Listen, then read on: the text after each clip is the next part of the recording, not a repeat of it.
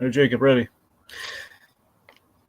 Greetings, fellow Gothamites. Blue Dragon 5 here. And Rohith. And Lazerdude.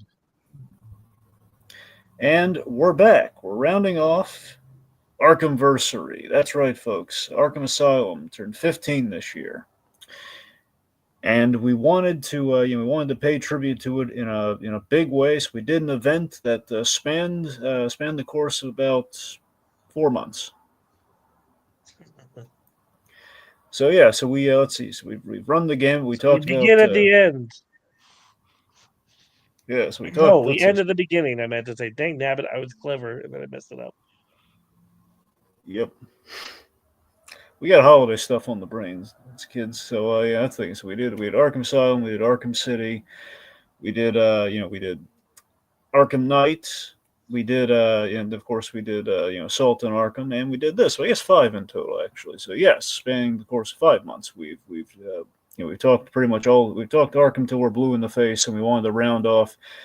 Well, mainly so we could talk about kind of the the Christmas one around Christmas time, but figure as Lazerdude kind of suggested, let's go back to the beginning. Why not? Mm-hmm. So I mean, Arkham Origins. I don't know about you guys. I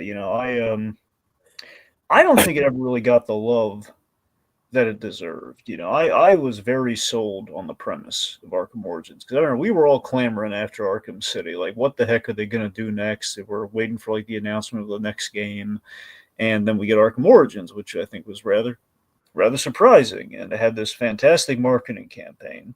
We had these great cinematic trailers done by Tim Miller, who did who directed the first Deadpool movie, Mm-hmm. and he ran Blur Studios. He basically did this, and of course, that led to the test footage of Deadpool and so on and so forth. So he did these two really excellent, like testaments to a character kind of style of trailer. We had like the kind of the life of Bruce Wayne kind of in glimpses and kind of flashes while he's fighting Bane. Then we also had like the big showcase, which was Batman at Christmas time fighting assassins.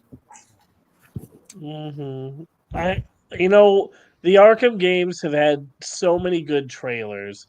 Arkham Asylum, for the most part, was a basic type of game trailer. Arkham City amped it up, and Arkham Knight was just as big. But I gotta say, I don't think any game trailers beats the Arkham Origins ones. The one with just Batman versus Deathstroke, and then Deadshot shooting at them from afar. It's just so good.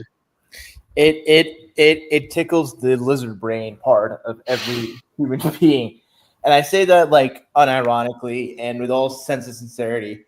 The way I think just the overall direction of that trailer. I think if you just watch it, you can just appreciate the trailer as like a piece of art. It's a short film. Yeah. I mean, again, like the one, the one about Bruce kind of fighting Bane. We kind of see the origin, like all kind of like happening, like pretty much like frame by frame. Like as we kind of jump to different points in his life. That's a short film in itself, right there. Yeah.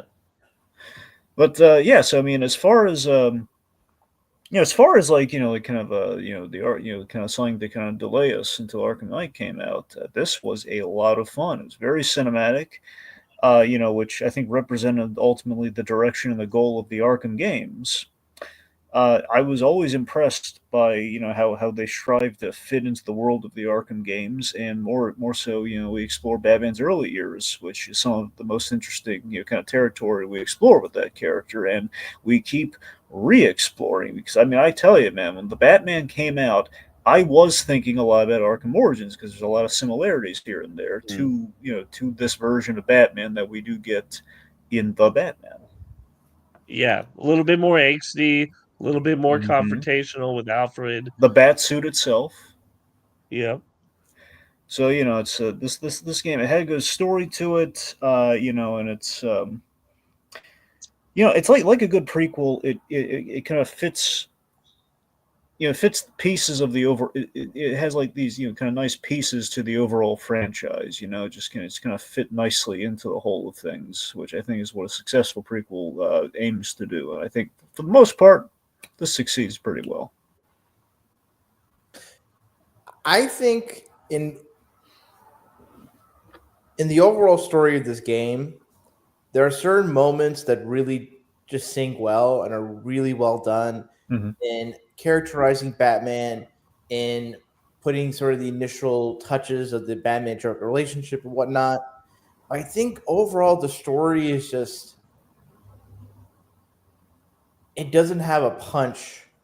And I think with the fact that there's a Christmas setting and the whole Eight Assassins, you would think there's a little bit more heft and momentum, but it just feels like a set of bullet points. It's like where we have this mission, this mission, this mission, and there'll be brief moments of experimentation in terms of like say the Joker flashbacks and whatnot. But I think in the sum of its parts, it doesn't just feel like a compelling story or there's like a point to be made. I think for Arkham Asylum, Arkham City, and even Arkham Knight, what issues I have with Arkham Knight, story wise, construction, I felt like those three stories had a specific point to make with Batman and took him through specific scenarios, had specific characters, challenged Batman in his ethics and his way of doing things. And he came out, if not a different person, because sort of the thing that Captain Logan always talks about for the Arkham games is that Batman is a character whose journey is to resist change, to resist the temptation to transform to be something he's not or something he shouldn't be. I mean, for the most part, to like Arkham Knight, but at least there was that struggle. I think for Arkham Origins, with such a younger Batman, you have an interesting dynamic of him being more raw, more volatile, and not as cooperative with, say, the likes of the GCPD with Commissioner Gordon and whatnot. But I feel like those characteristics aren't utilized to like have Batman go to a journey, and really transform. In this case, I don't feel like Bruce has really transformed that much over the course of this game, and I feel like that would have been such an interesting dynamic because typically for the Arkham games, it's about Batman holding strong to his code of ethics, his integrity. But in the story, I feel like this is an opportunity for Batman to start in one place and transition to be more mature, more emotionally realized, and all that stuff. Stuff that the Batman thing was successful at to a significant degree. But I think this Batman doesn't change in a way that's satisfying or interesting. I think his qualities are just like sanded down or less, you know, stringent. I Well, think. here's Yeah. oh, sorry. No, you go ahead. Well, I was just gonna say, bringing it back to the whole scope going into this, Arkham Origins had a tough battle right from the start. Mhm. The what like Arkham Asylum had us hyped because the actors from Batman the Animated Series were coming back, and Paul Dini, who wrote from the animated series, was writing it. This one right away was like, yeah, it's an Arkham game. And we're like, okay, great, we want to see another Arkham game. It's not a continuation of the story. Oh, okay, it's a prequel. Yeah, it's a prequel, but it's not going to be made by the same studio. The one that made it the way you love it. What? Oh, well, okay. Not good. Well, that's all right. And it's also not going to be having any of the same voice actors of Batman or the Joker. The ones that you loved. What? Why are you doing this? I mean, Tara Why? Strong is going to be back, but she's going to be Harleen Quinzel, not Harley Quinn. It'll Yes, take but place at well, yeah, Christmas. but it's not like they even put that in the trailers, and she's only in here for basically a cameo. But Mhm. it was, but everything else is different. And I will admit, like the one thing that I had going into this that I was looking forward to is like, well, at least this is a Batman game that isn't revolving around the Joker. Because we all love the Joker. He's Mm-hmm. Batman's greatest nemesis, bar none. There's no argument. Probably the greatest creation of a supervillain in comic books, period. But he's also overused. And the advertising for this game until like very much later It's all had Black nothing Mask. around. It was all around Black Mask. And I was like, hey, I want to see this Batman being taken on a little bit more of like the crime bossiness and a little bit grittier and more grounded version. I liked at the very least it's differentiating itself from the other games by not being all about the Joker. And even when the Joker did show up in other trailers, I thought, well, he's going to be in it, but the main focus is still going to be on Black Mask. And then bait and switch. Yeah. It's like Magneto and the X-Men, It's like he's in it, and as long as he's there, he'll still be the major villain no matter what other threat is around. It's Magneto. He just steals the show. Mm-hmm. He's magnetic. He's got a Yeah, magnetic personality. and it's the same thing with the Joker. You can't have him be a side mission or a small thing. If he's in the story, he's the main character, and we should have known better. The main evil character, I should say. And what the thing that's kind of sad about it is that Black Mask, him being the main bad guy, or at least portrayed as the main bad guy in the marketing in the initial first half of the story, it was an interesting and unique pick because, one, with Batman being sort of young in his career, it's still sort of that transition period from organized crime to supervillainy. This is very much kind of a long Halloween-esque transition. Yeah, and Black Mask rides that middle of being costume freak and organized crime. Him and the Penguin. And it would have been so interesting for this story, like, it's in Christmas, and it would have been cool for Batman he's this anger, volatile guy. And the fact that he has to take on the mob, I feel like it would have been so cool to see him maybe adjust and think more strategically, more methodically, be more like over the course of the story, become the Kevin Conroy Batman we all know and love, who's a strategist, who can have, like, he obviously, has the fighting capabilities, but he doesn't have the, strategist mentality that Conroy Batman has. But I think for this story, it's like let's have Batman being Christmas because it's a cool visual, and it is a cool visual, especially with our thumbnail. And there's just certain moments we kind of hit, but I don't feel like there's a why that's presented by the studio in the story, and then the why is answered. And I think all great stories, especially the stories of the Arkham games, they present a question about who is Batman, what does Batman mean to people Gotham or to Bruce himself. And then it answers definitively through the choices and journeys that Batman goes through in the game. Yeah, I guess maybe just in kind of expounding upon that. Yeah, so this is like he's been Batman for 2 years. He's an urban legend, and it's I think the opening of this game was so strong. Again, playing off the cinematic kind of kind of like what we have with the Blur Studio trailers and everything. Just this idea, we hit all of our beats very visually at the start, but what we need to know about Batman here is that he's very driven by the mission. He's angry. He's a little frosty towards Alfred. He's not pals with Jim Gordon yet. Again, just showing you that we're somewhat, kind of in that year one is kind of happened, but they're very much, it's not like the kind it's year two, but it's year one. Yeah, I mean, that's what I'm saying. It's a combination of like the 3 early Batman stories, you could think about it. It's a little bit of year one, year two, but predominantly it's kind of it's a long Halloween in terms of that trend, in terms of that we're walking the tightrope. But yeah, that's what I'm saying. I love the early cobbled together bat suit, which again, a lot like the Matt Reeves, bat suit, which again, one of my favorite details way back when I first saw this suit was, I love that we found a logical way to give him the black trunks. When it was around a time where we're really kind of phasing that out, at least for a time we were, and it was like, I always looked at this as the prime example. Guys, we don't have to phase out the black trunks. Look, it's built into the suit like they did it here. That makes a lot of sense. That's great. There's no good reason we shouldn't have that. If we can do it right there. Anyway, have the best of both worlds: bat armor and the bat trunks. Yeah. Anyway, so we have this opening. We establish, it's Christmas Eve. We have 8 assassins, which I love with the assassins. It's like 8 tiny reindeer, as we say later on. So of course, why the number 8? Well, Christmas. Anyway, yeah. So the dismiss the assassin to kill me.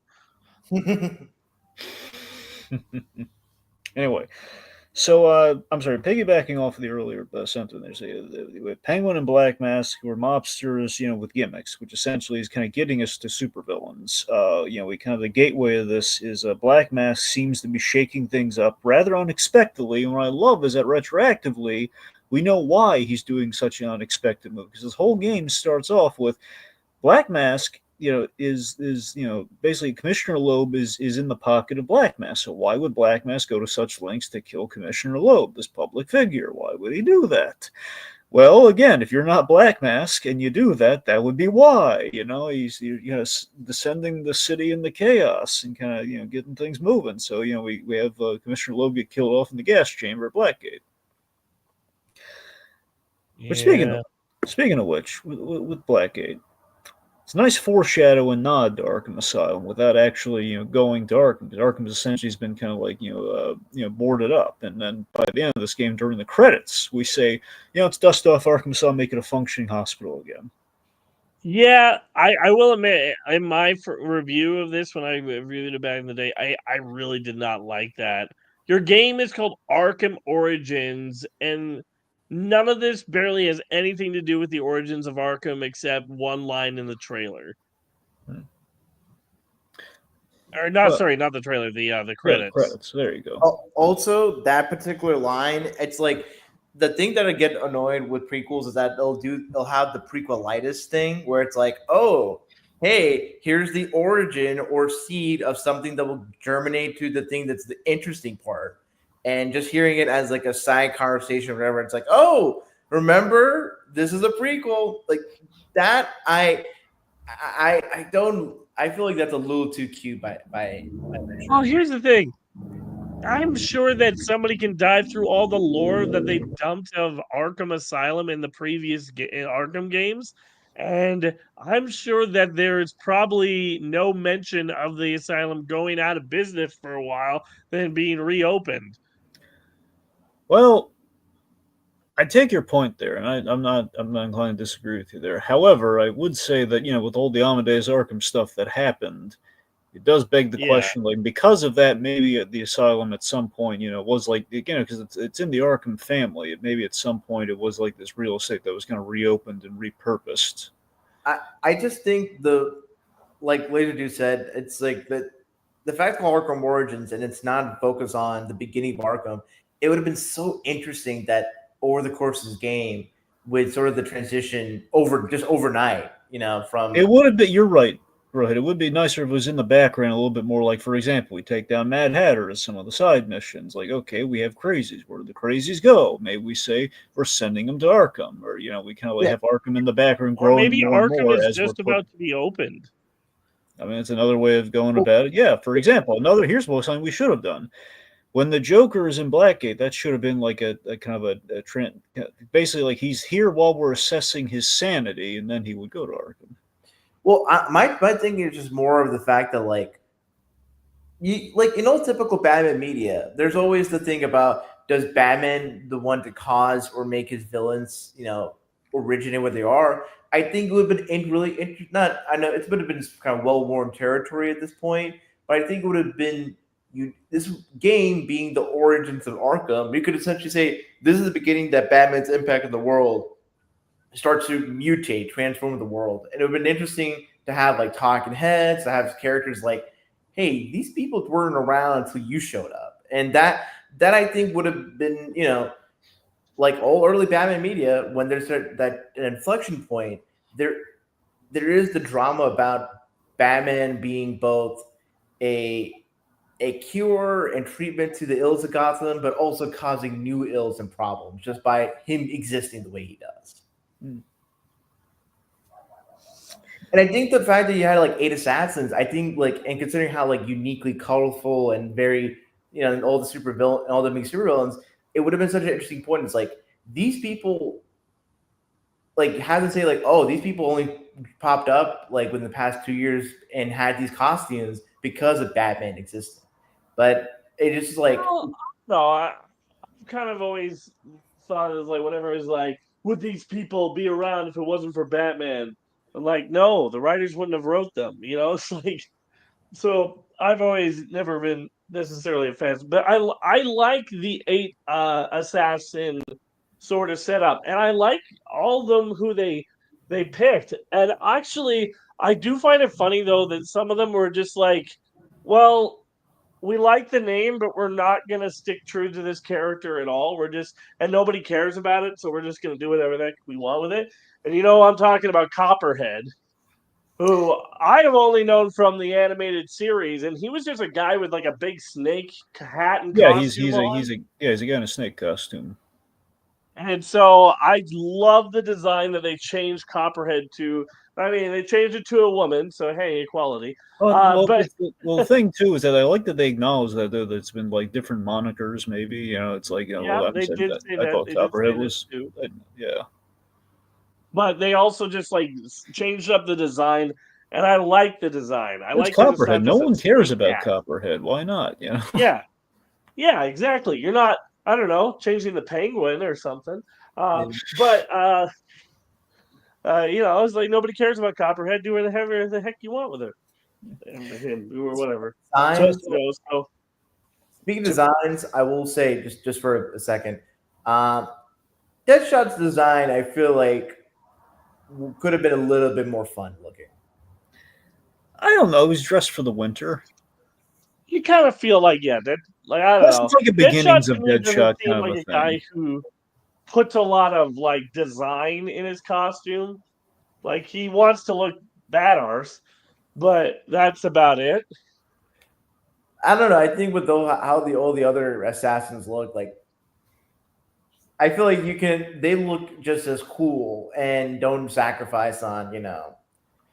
I think just the fact that like Deadshot's cold. Okay, he's feeling a little chilly. He just wants like this looks enough like his costume. He's got the eyepiece. It's like it's he hasn't really built a moniker yet. He's a very humble assassin. It would seem. A guy just doing his job. Now, I don't know. here's the question. Yeah.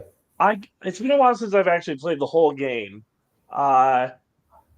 You beat like Killer Croc in like the very first mission, right? Yeah. When He's the supposed to be one first. of these assassins. That's correct. Yes.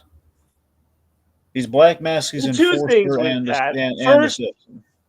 First, it's kind of demeaning that you like beat this guy that was supposed to be one of the most intimidating characters in Arkham Asylum, like he's nothing in this game.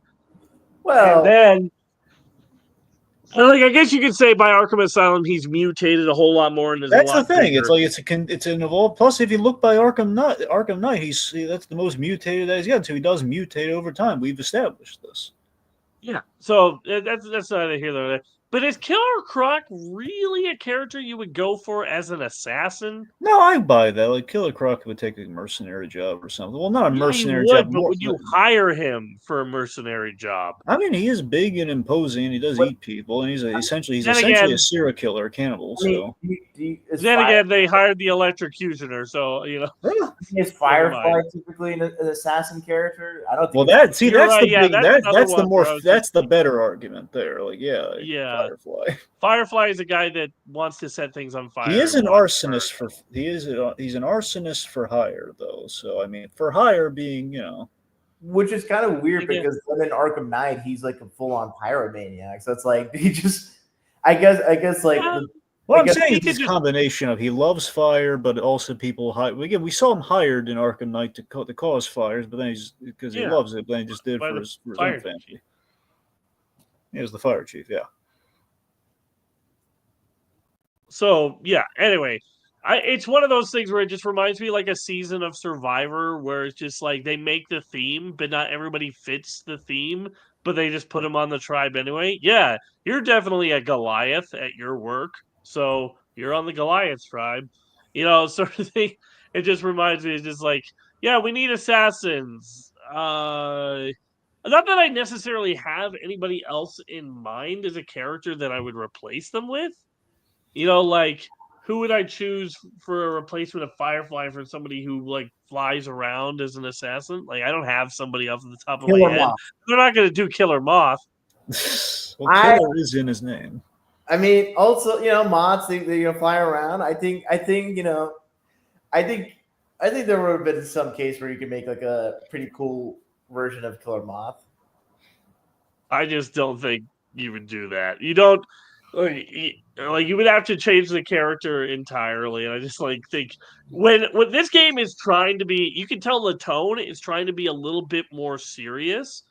All throughout, it still indulges in the comic book stuff to be sure, but Arkham Asylum felt like it was straight out of an episode of Batman the Animated Series or the comic books. Where I feel like this feels more like not entirely as grounded as Batman Begins or something like that, but it's definitely more grounded than the other games are. I mean, it's just grounded because it's early Batman, right? I Mhm. feel like that's the thing. It's like early Batman stuff is grounded because the universe hasn't gone crazy or comic booky. But It's we're Right. not at Clayface yet, you know. Yeah, but I just mean like in the art style, even like it feels like it's trying to be like I don't know, gritty is I don't know if that's the right word. I have to say, I don't know about you guys, but Arkham Origins I feel like is the less aesthetically pleasing of the four games.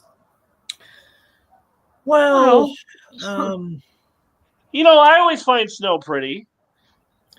I mean, you got to give it that. I mean, the snow backdrop's pretty. I mean, the snow is pretty cool, and it's. I don't know. Here's the thing. I think again, our sequence, our I think our cutscenes look really good. I mean, Yes. in terms of the actual like when you see the game, like the game models and I'll figures, give you that. Okay, when we're actually playing here, unless you're going through like the decorated parts of the city, like decorated for Christmas. There's It's a nice also Christmassy more area. cutscenes in this. I was just thinking about, Yeah, there are you more know, cutscenes in this. Yeah, Arkham Asylum and Arkham City has a lot more of they let the story with the game animation tell itself. apparently, There are some Warner Bros. scenes, Montreal loves cutscenes. yeah. So they definitely have a lot more cutscenes and don't use the in-game character animation. And it's not like Arkham Asylum did a lot more cutscenes too. Like when you meet Bane, and stuff like that. There's a lot more than City or Asylum, but I feel like it definitely has a lot more cinematic cutscenes, and they do make the game stand out in some spots, especially uh, in the well. I'm just gonna say it because I don't know when the best time to. Well, no, you probably have a time to transition into talking about the Joker and all that, but there are just some parts that I think are handled really well. mm-hmm. Okay, a few things. One, Griff in the comments says, "Hey, how's it going? Origins is underrated. Really like the story and the Christmas vibe. Also, characters were on point." I concur, Griff. Yeah, I mean the cinematics. I think I love how they conveyed kind of character and ambiance. Like we had like during the Croc fight, we saw Batman going over the edge, both literally and like he's about to with Croc. We're seeing the anger unleashed, and later momentarily we then have the assassin breakdown sequence, which I love this sequence. By the way, I want to highlight this that I think really helps like the game, and especially for honestly, it was something that hyped me for the game. uh, Christopher Drake did the score on this, and he did Dark Knight Returns, the animated movie, and I love his score on Batman. So he is, so he was. I think he added like with especially the Carol of the Bells thing with the Joker. I thought he added a lot to it. Mm-hmm. So yeah, I thought like the way in which we break down the assassins, it was very effective, it was very cinematic, and we have like Black Mass putting the $50 million contract out on Batman. Let's see, so I guess running through, we had Croc, who we took care of. Got Deathstroke, Firefly, Copperhead, Deadshot, Electrocutioner, Shiva, and of course, last but not least, Bane. That we'll get to. Um, So I guess something to kind of build to is we our search for the penguin. So here's something we don't really. At the same time, we're doing a lot of the Arkham trappings. Like we have our interrogations. More so, we have detective vision, but we've really plussed the detective vision in this game. We have like forensics, and we have like the crime scene reconstructions, which is a lot of fun. I thought. Uh, you know, we our interrogations we get to see a lot more because remember, as much as we love Arkham City's interrogations often be like, find the Riddler thug, you hold him up, he glows green, like okay, okay, and then you know there's no actual interrogation. Here we get to see the interrogations, which carried over into night. God, considering like Conroy Batman just using the Batmobile to like basically pop a guy's head open. Yep. Oh man, imagine this Batman using the Batwing to interrogate people. Well, it would be like that scene from the animated series. Remember in the Clayface episode, Fear of Clay Part 1. He has I'm blanking on his exact name because he had like a nickname because we had Germs and I think this guy was he had like the headset. You know, he was always losing the headset anyway. So he fainted and he dropped him in the pool. Anyway, my point being, I bring that scene up because we had a similar thing happen here where you know Batman he's interrogating the Penguin's kind of like his seller, you know, guy's selling his arms for him. And he initially goes a little too far in the interrogation. The guy passes out from being choked, and then he drops him. He dangles him off the rooftop, and then in front of the clock tower, and then drops him on the tree, kind of Batman Returns style. Part of me almost wishes that he like winced when he hit the tree, like, oh, that was I had more slack than I thought. Like he. The presence broke his fall. He's fine. I don't know, man. That would have. I was just saying, like, for a man who has a no-kill rule, that one I was just like playing a little close there, aren't you, Bats? Let's be real. Arkham Batman, in light of his combat, he would be unrealistic if he would have not killed people. Just think of some of the finishing moves he does on regular goons.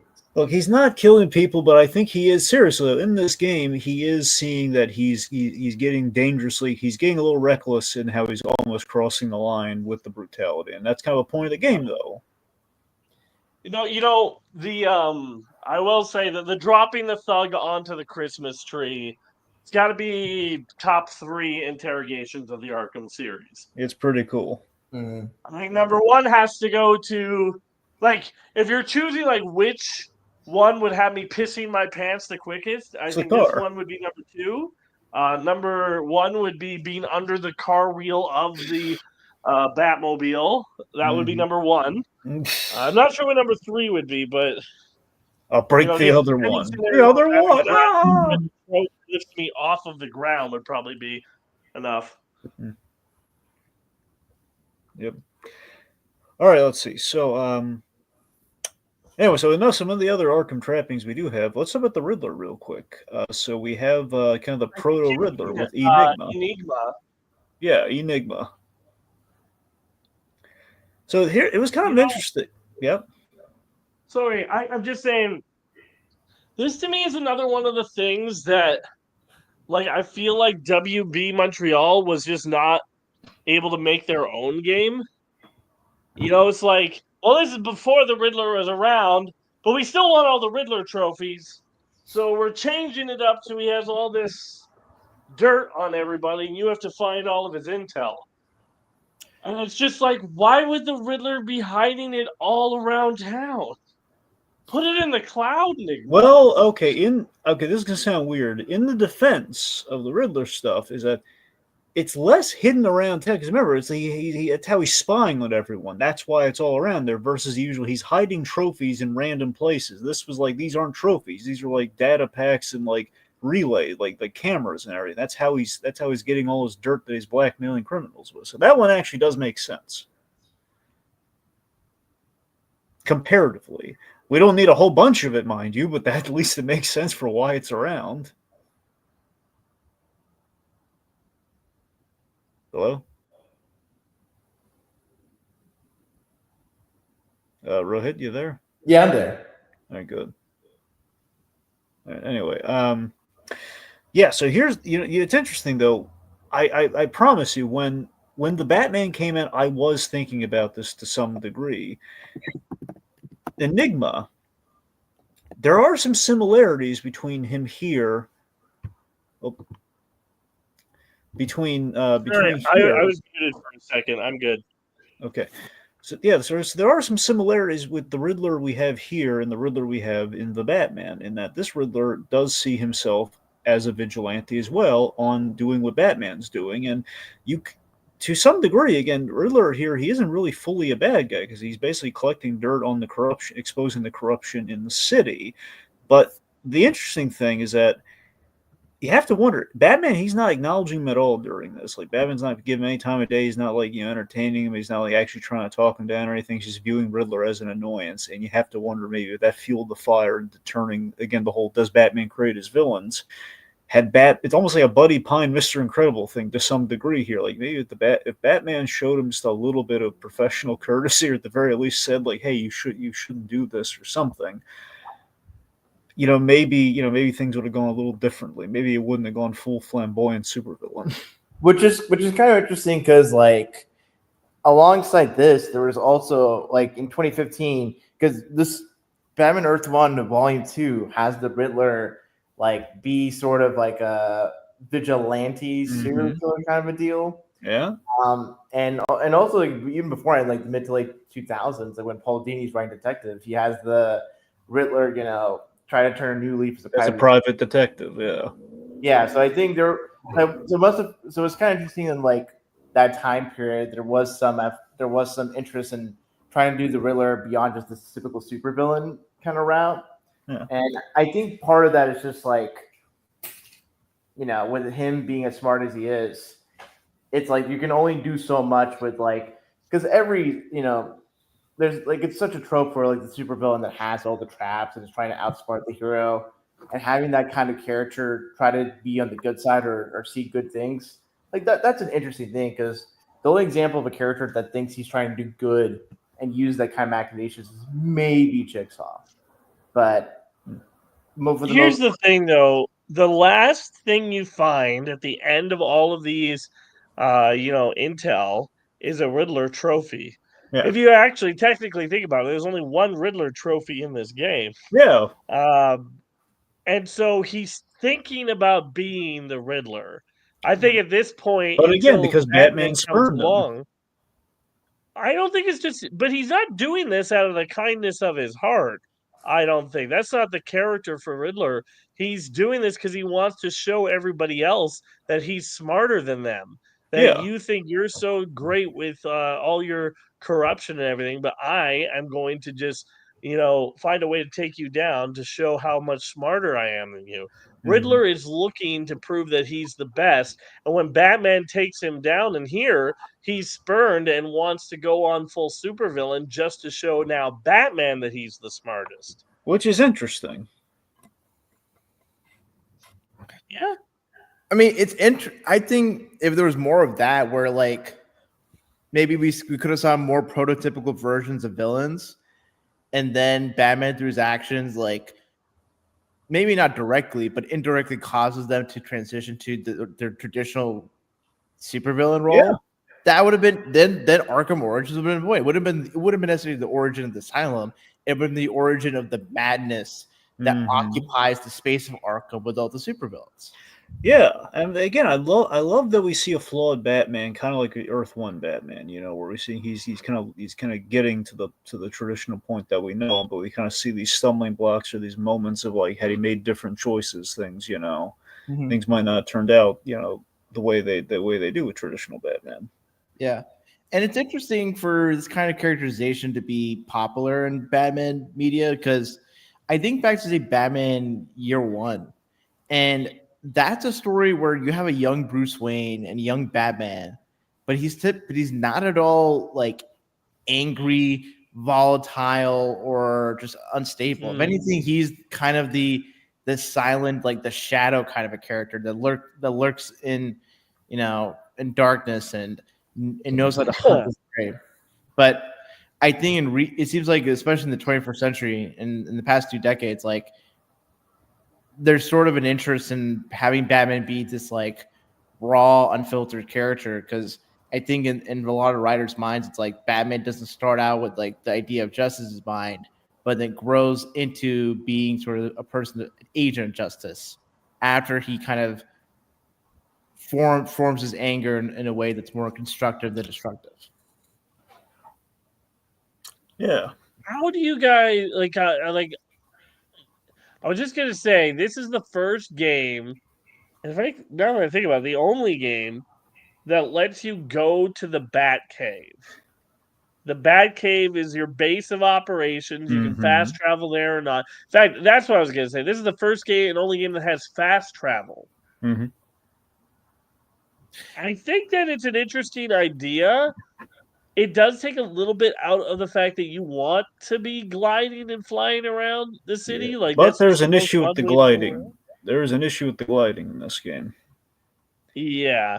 Yeah, Well, you there's can't. also just an issue that the layout of the city just isn't as memorable.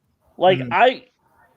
you drop me in anywhere in Arkham City, and when I was playing it all the time, and just say, "Hey, where are you at?" I would be able to tell you.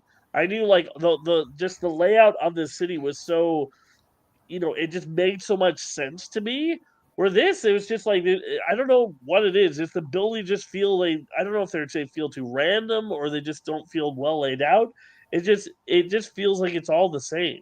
I think I could explain it to a certain degree why it doesn't feel as like recognizable. I think part of it's in Arkham City. There's a lot of iconic landmarks, locations like the Iceberg Lounge, the Steel Mill. They're like the Wonderlight, like all this kind of, or like Wonder Yeah. City.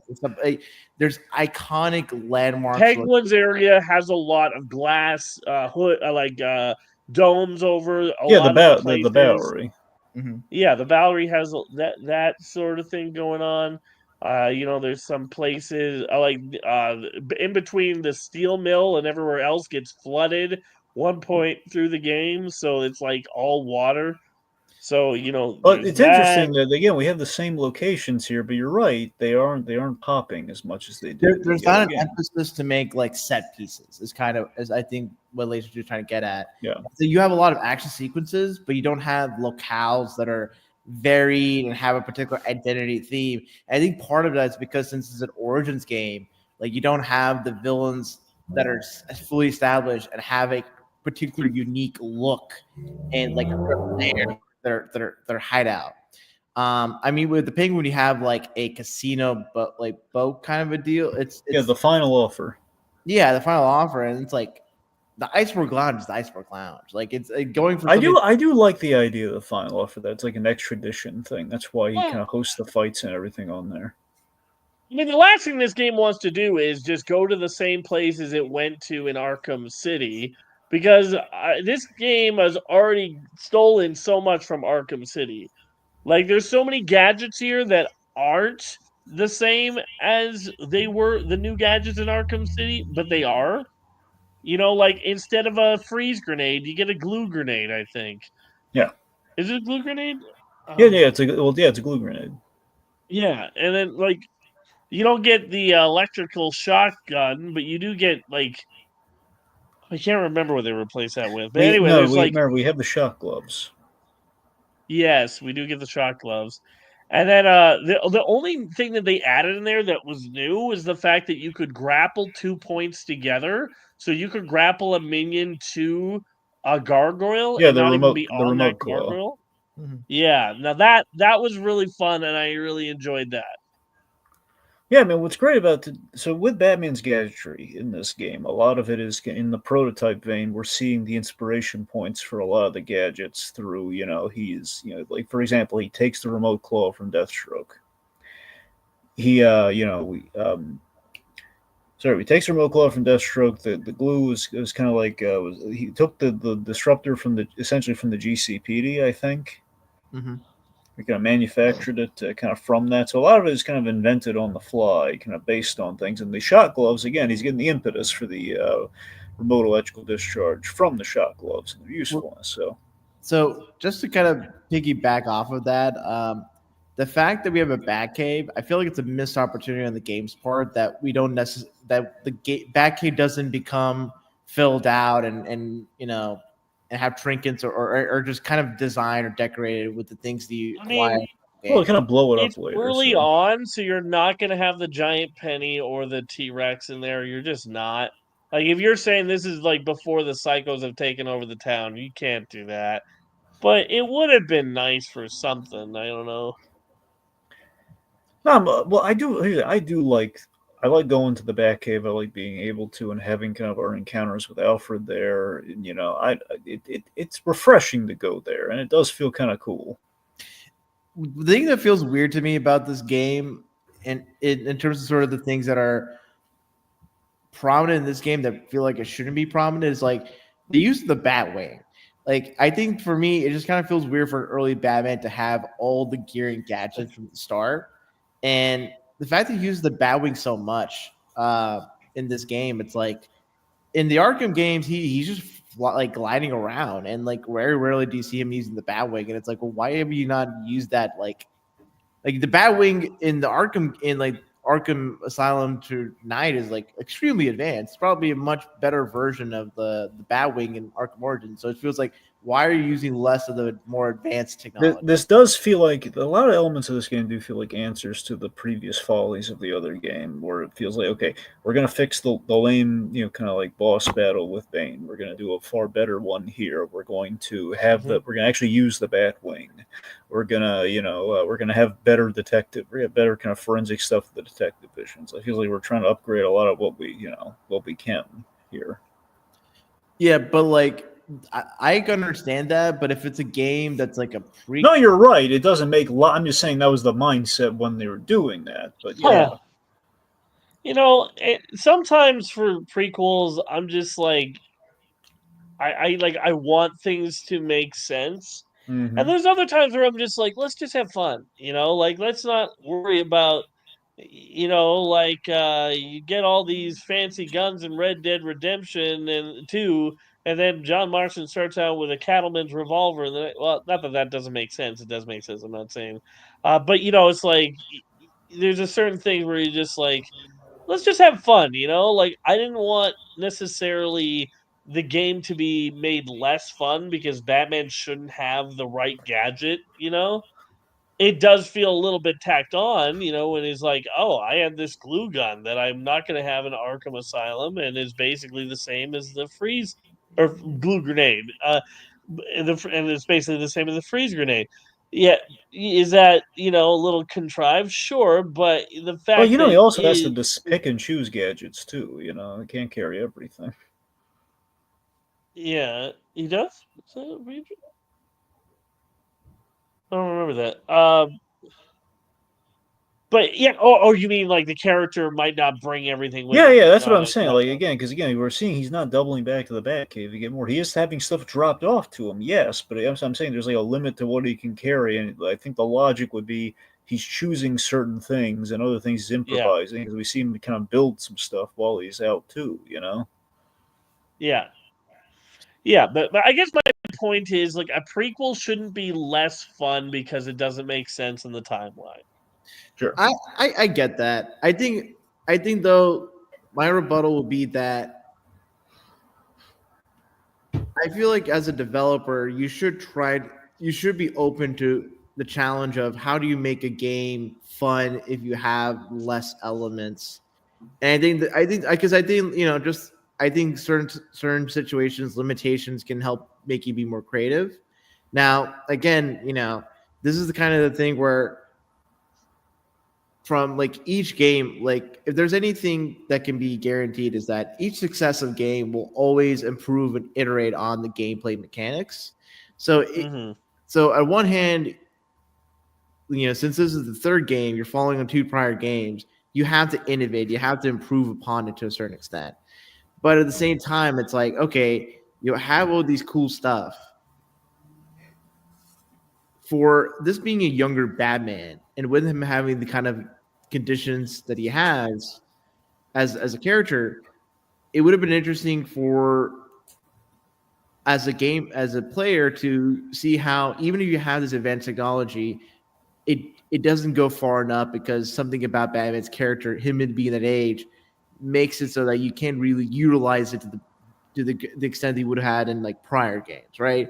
And I think that's the kind of thing where it's like when I mentioned before, Connery Batman being a strategist, and with Roger Craig, he's a brawler. He just comes in and just wrecks stuff. What's about just with Roger Craig Smith? I like that he sounds believably a younger Conroy, which I really liked. No, and I think for me, one of the pros of this game, we were the issues of the story, is the voice acting is some of the best voice acting. Not in terms of like it has the highs of highs, but I think the consistency level, especially for a prequel, is really astounding. Because you have Batman that has Roger Craig Smith. Yes, he sounds like a younger Conroy. What I appreciate is that he's not trying to do an impression of Kevin Conroy. He's not trying to have the same inflection or whatever. Him being a angrier, volatile, more just reckless Bruce, it comes through in the performance. And I think here's the thing: if he was trying to do a Kevin Conroy impression, the most famous scene of Roger Craig Smith's performance in this game, him telling off like Alfred about like who do you see when you look at me, and all the things in that monologue. It's like if he was trying to do a Connor impression or play like how Connor would do it, that monologue has less staying power if Conroy says that, because Conroy is more deliberate, more not slower pace, but doesn't go in the emotional highs as say Roger Craig Smith does. He's more measured, and I think for that kind of speech and that performance, like you need someone that's willing to lay it all out there. And I think Smith did a great job at Batman and knew what the character was supposed to be like. Yeah, no, I totally agree. But one thing I find is interesting is that do we feel like Troy Baker is going for the opposite approach, where he's actually trying to sound like a young Mark Hamill? So Troy Baker said that he was trying not to completely do Mark Hamill. By the same token, I think he's in a very tricky spot where, by definition, I mean it's a thing where these Kevin Conroy, Mark Hamill are the definitive versions of those characters. When you think of those characters, that's how those characters sound. So you're always in some way, shape, or form working off how they sound. Now, I'm just especially saying, when you're in a game that's based off of the games that they were in. Yeah. So I mean, it does feel like he has to, especially in his case, he's got to sound like the Mark Hamill Joker. And you look at Assault on Arkham. He's very much going for like, okay, he wants the sound. We want him to sound like the Mark Hamill Joker, because we're bridging the gap between Origins and Arkham Asylum. He would sound like that, so he'd be a younger version of Mark Hamill Joker. And I mean, I like, honestly. Look, I would say, in looking for someone to kind of voice Joker going forward for a lot of the time, I think Troy Baker is he's a logical go-to, because yes, he captures a lot of what Mark Hamill does with the Joker, because that's basically him playing. This is what the Joker would sound like. This is what that manic kind of personality would do, but he's also kind of he's kind of like a little bit more meanness in there to it. There's kind of maybe I don't know if a rawness is right, but it's like, for example, Hamill's like full on, there's a theatricality there, and this feels like the theatricality is there, but there's something really kind of mean and nasty under it too. I think, to Lazerdude's point, I think Troy Baker, in going for the young Mark Hamill, getting as close as possible to that cadence and inflection, I think speaks to the fact that like Batman is a character.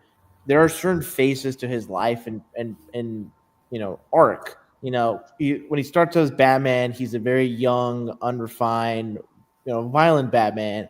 But over the course of time, he becomes more refined, elegant, methodical, all that stuff. The thing is, Joker, when he comes to the scene, the Joker doesn't necessarily. He's not a character that Joker is Joker from the start. Yeah. Well, there's actually a subtlety in this game with the Joker, though, which is really interesting.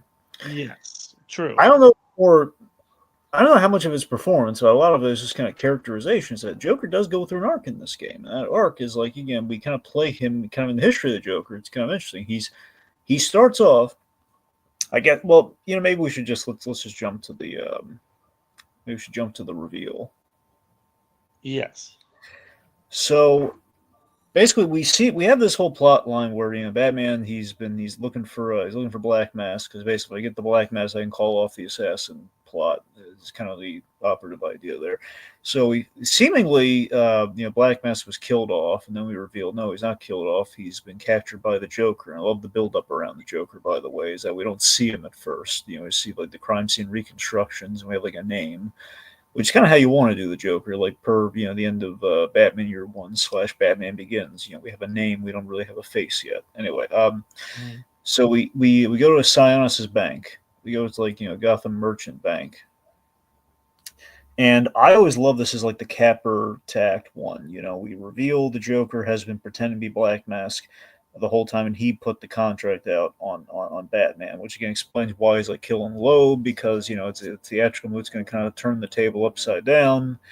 But it's kind of a nod to the Joker's origins in the comics, where he very much started off as he's a mobster who looks like a clown. He's very much, and this is a Joker who does not care about Batman yet. Mm-hmm. Batman's an annoyance, and he's using all of Sionis' money to take care of this problem. So he can basically blow up the city at his leisure. Mm-hmm. Yeah, but as it goes on, he becomes more and more obsessed and gets the class. Yeah. Well, I remember when I did my review of Arkham Origins, I said the thing that made this game unique that I never seen any other Batman property take on is the fact that Joker is usually now Joker is mostly always played like Heath Ledger's Joker in terms of the obsession, like, oh, I would never kill Batman. That would ruin the fun. That's how every Joker is portrayed now. But back then, Joker was either he loved Batman or he hated Batman. That was it. It was either I want to kill Batman or Batman is the only reason I have for doing anything that I do. That was the only two extremes that we had. And I never seen a Joker go from one to the other. I guess the only time I could ever remember was a little bit. You could arguably say a little bit with the Man Who Killed Batman episode, where Joker, is almost happy that Batman's dead, but doesn't believe it. And then when he does believe it, he's like really, really sad. Mm-hmm. So you could argue that, but besides that, like this having Joker go from somebody who just wants Batman dead and then has this turn, and we see fully like in his mind this obsession, this like feeling grow and manifest. Like it's so good. That entire sequence where we're just like inside the Joker's head as he starts to come to grips with this new way of thinking is beautifully done. And it's the whole reason I recommended the game in the first place when I did my review. Like, if you were a Batman fan, you got to experience this moment.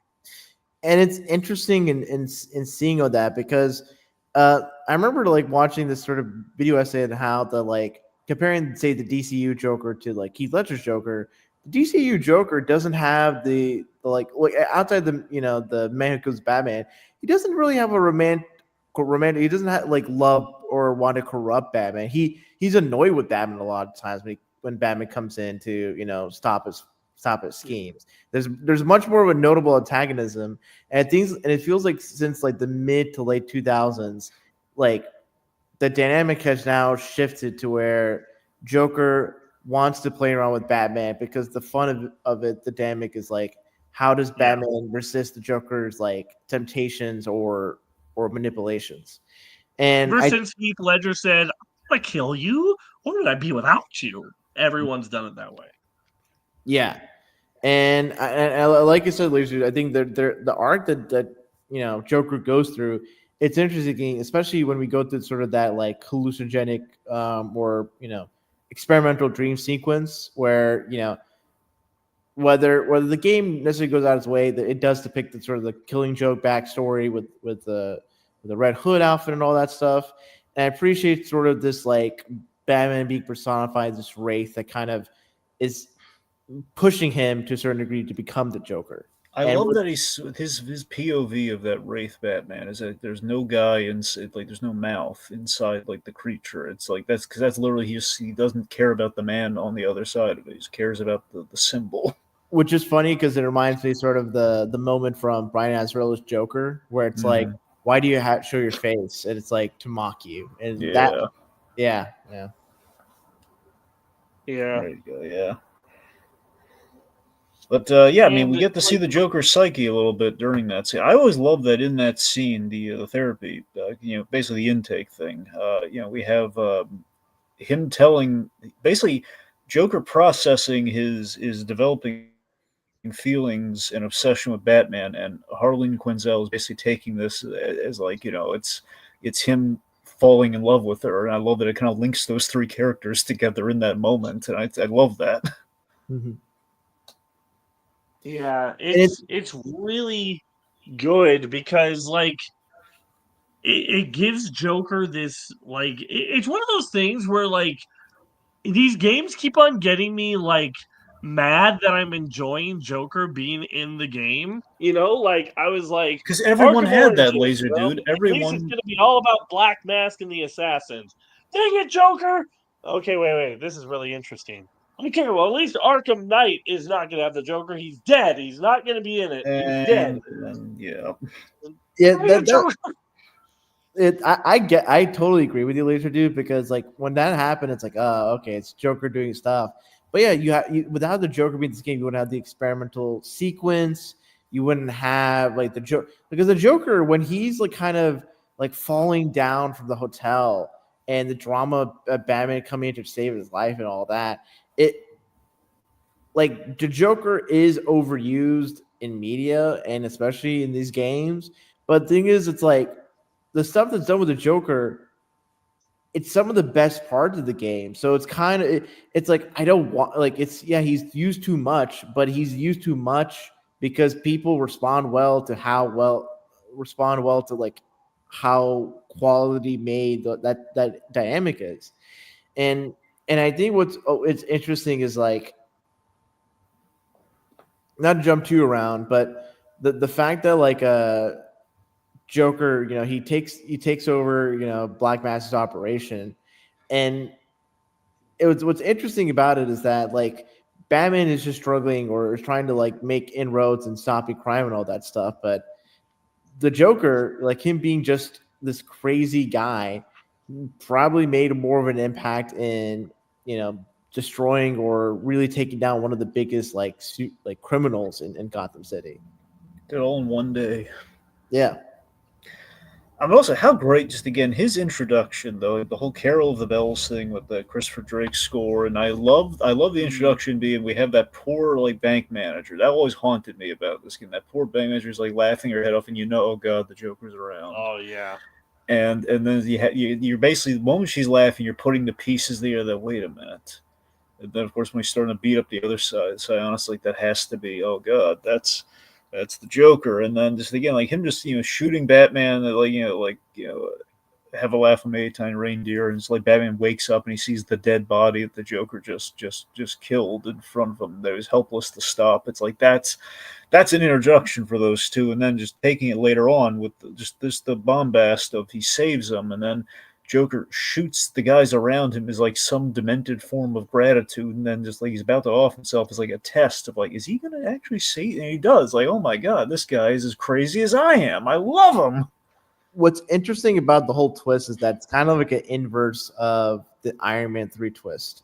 Because the Iron Man 3 twist is like you have this crazy, supervillain guy, this foreign terrorist and the Mandarin, and it's revealed to be this actor. And it's the opposite where it's like, oh, this is just a crime guy in a mask, and it's revealed to be the Joker. But I will say though that with Iron Man 3 twist, the Mandarin him being kind of a facade, I think there was a point to be made about how people's fears of like terrorism and all that can be used against them to commit to really bad actions to the country or whatever. And with this, it's like I don't know if there's really much of a thematic point in the Joker being under the skies of Black Mask beyond maybe the fact that like the line between crime and supervillain has now been eliminated and like supervillain is taken over with the Joker like being under this mask of a like crime lord or whatever. Yeah, I think it's more just I think another reason why, we weren't wanting the Joker at first when we, were first playing through to be the main villain is the fact that we could all kind of see it coming as soon as he was in the trailer. And so, like, this reveal is like, okay, it's the Joker. Of course, he's taken over. He's the main villain. It's now. Don't get me wrong. The performance is great. I think Troy Baker is amazing. I would love to see him take on the Joker in like if anything and just do it because he's great at it. But it was like it's almost this sort of thing where it's like I'm not excited in that moment originally. I get excited from what they do with the Joker and how they implement him in the story, but that moment I'm more like disappointed that Black Mask isn't the main villain when on my first playthrough. Yeah, because the thing is, like, the stuff that like makes Black Mass intimidating in the first part of the game.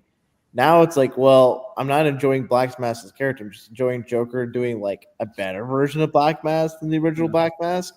And I have to imagine, like, I don't know if there's many Black Mask fans out there. There might be like 4 or 5 max. I like with the real Roman science that we get here. I do like the portrayal that we painted because there's only one other Black Mask I think collectively we all know that we do like, and we're taking at least one little page out of his book there. We all love the Black Mask in Under the Red Hood. He's great. What? You didn't love him in the Harley Quinn movie? I was gonna say it. I can't even say it. Well, I mean, look, I like Ewan McGregor, but again, I think I'm joking. He wasn't Black Mask. He was just a random guy that wore a black. That's what I mean. Black Where's Mask the is scene? made out of his father's coffin. Yeah. And molded to his face. It's not just a random thing he puts on for scare tactics. Yeah. Boo that movie. Anyway, the point being, Cassandra Cain isn't just a random teenager. I know that's stupid. I mean, we can talk about how terrible. I think the movie is better than people give it credit for, but I will concede on Black Mask and Cassandra Cain. Yeah. Look, I will say one. I'll say, look, here's the best part of that movie. I love the scene where she infiltrates the police station. She uses the pop gun. That's a lot of fun. That's great. Anyway, so with Black Mask, so again, I mean, kind of like the Under the Red Hood version of Black Mask. We set up that Black Mask, the real one, has such a temper. He's such an uneven-keeled guy that he has a pacemaker built in there because he's so stressed out and he's so angry and he's so so I don't. It's like a little detail, and I think it might have been hyped up a little bit in like the supplemental marketing, like a little bit. Just the idea that Black Mask, he's upset as a temper. We see him beat up guys. Now, mind you, that might have been the Joker, though, in that one bit of marketing there. Is the idea that Black Mask sounds, and I forget if this is always Troy Baker doing the Black Mask voice or not, but it's, I love he's kind of playing him like Al Pacino, which is also kind of fun. Like the fake, I guess more so the fake Black Mask was played like Al Pacino, the Joker version of Black Mask, which is kind of funny. Yeah, well, that is kind of funny. It's like the Joker's like, I gotta pretend to be a mobster. What voice should I use? Yeah. It was either that or Joe Pesci. Sure. Yeah. Well, regardless, I do like that we kind of set up that he's basically playing a caricature of that Black Mask, who's basically known in the criminal underworld as like as an angry, loud guy, and it's essentially It's the Italian stereotype. I mean, I guess, but Sinus isn't like always necessarily Italian, but yes. Sionis is an Italian name. Yeah. The thing that makes me like disappointed with the whole Black Mask twist is that I want to know more about Black Mask, and this game just made him look like a wimp. Black Mask gets punked a lot in this franchise. Like twice the Joker's stolen things from him twice. Well, and then we see him getting just beat up by Tiger guards in Arkham City. And he gets murked by Jason in Arkham Knight. Oh yeah, that's true too. Yeah. The other shame too is everyone was expecting. Here's the people are hyped for Black Mask because he was yet the big name that was thrown around for like, oh, who's the villain in the third Nolan Batman gonna be? Who? If it's someone we haven't seen before, well, there's Black Mask. Well, I mean, because think of it this way: it's like the first game, Joker was the big heavy, and the second game, Joker was one of the heaviest, but like for the marketing and for the first part of the game, Hugo Strange, a character that's like had good stories in Batman comics and was adapted in other mediums, had a chance to be the main lead in the game with a grandiose voice. And he's a villain that you can't just beat up. You have to like use the smarts. And so I figure with Black Mask being about the same, it's like, oh, this would be cool for like, how does Batman try to fight a guy who leads the mob or whatever? And yeah, Black Mask is just kind of that's a really good point. Hugo Strange was like hyped up as the main villain, and in the end, the final battle is Batman versus the Joker. That's what it comes down to. However, Hugo Strange's arc and everything isn't diminished by the Joker. It's almost another secondary thing. So when you finish it, it doesn't feel like Hugo Strange was overshadowed by the Joker because they weren't sharing the same spotlight. Yeah. And here, Joker it's like Black Mask was on stage performing a soliloquy, and Joker walked up, hit him in the balls with a bat, and farted on his face. You know, like that's what happened to here for Black Mask. He didn't get a chance to shine at all. He was humiliated. Yeah. Yeah, like at least with Hugo Strange, he created Arkham City and caused a lot of damage to bad guys. And Joker just happened to be there. It's not like he then took over like Arkham City or whatever. If anything, like Hugo, it's kind of like Arkham City. It's two big plots that intersect but don't like basically cause one another. They were just there's two big plot points, arcs that kind of intersect in interesting ways. Whereas for this game, it's like, oh, like Joker just happened to be in Gotham City at this time, and then crazy stuff happens. It's like Joker was just basically using Black Mask as a puppet, and then once we know it's a Joker, it's just a Joker story, and Black Mask is just like, you know, not referenced or discussed much up in the second half of the game. I mean, here's the there's the fact that like Copperhead is when she's trying to get the kill on Batman, it's like Batman says, I'll pay you or whatever. It's like, you false king. And it's like, God, even the characters think Black Mask is hated word. Yep. Yeah, Copperhead says it to him, yeah. Yeah. Oh yeah. Let's see. So speaking of which, I just want to backtrack to our assassins. We should talk about our assassins a little bit here. So Deathstroke. He was again hyped up a lot in the marketing. Even I think as like some DLC you were able to play as Deathstroke at least for a bit. So yeah, I mean, like on the final offer after we beat the crap out of the Penguin, which I can't tell you how many times I've seen like people like redirecting like to that scene after the Penguin finale. You know, people feeling the way they felt about Oz Cobb's choice at the end of that season. It's like, yeah, Batman beat the crap out of him. You know, it's fun, kind of a little throwback to that. But I love the abruptness. So Deathstroke of all the assassins, probably the best. It's just the best fight, yeah. Yeah, I mean, it's the best fight, and I think what helps sell it too is that, well, on one hand, we kind of have like a fun misdirect of it. So Batman versus Electrocutioner takes him out one hit, which is priceless. Okay, who did it better, Batman versus the Electrocutioner, or Spider-Man versus Mysterio in Spider-Man 2, the movie adaptation? Spider-Man Mysterio. I think it's the 3 health bars that go up for me. Wait, there's like 3 health bars? Yeah, well, Spider-Man finally has been trying to fight Mysterio this whole time, but he keeps on getting away.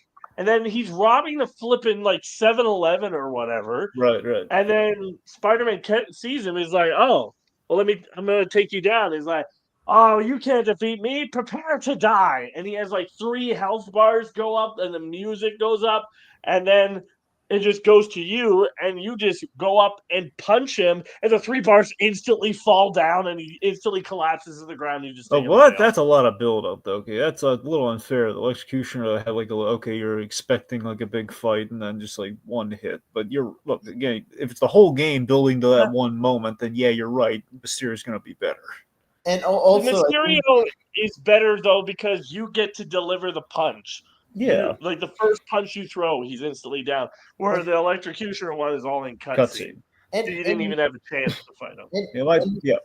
And Mysterio can be portrayed in certain iterations as like a more comedically, goofy villain. So there is kind of like Whereas Electrocutioner, he's made out to be this big badass, and like him just beating him in one punch or whatever. It's like okay, it's makes him look like a punk, right? At least with Mysterio, it's like he can't look like a doofus. But he has a fishbowl on his head. He's supposed to be a little funny. yeah. Anyway, point being, we have this fun misdirect with Electrocutioner, and then just right, like, middle of the Penguin interrogation, Batman himself is kind of stealth attacked, which you never see.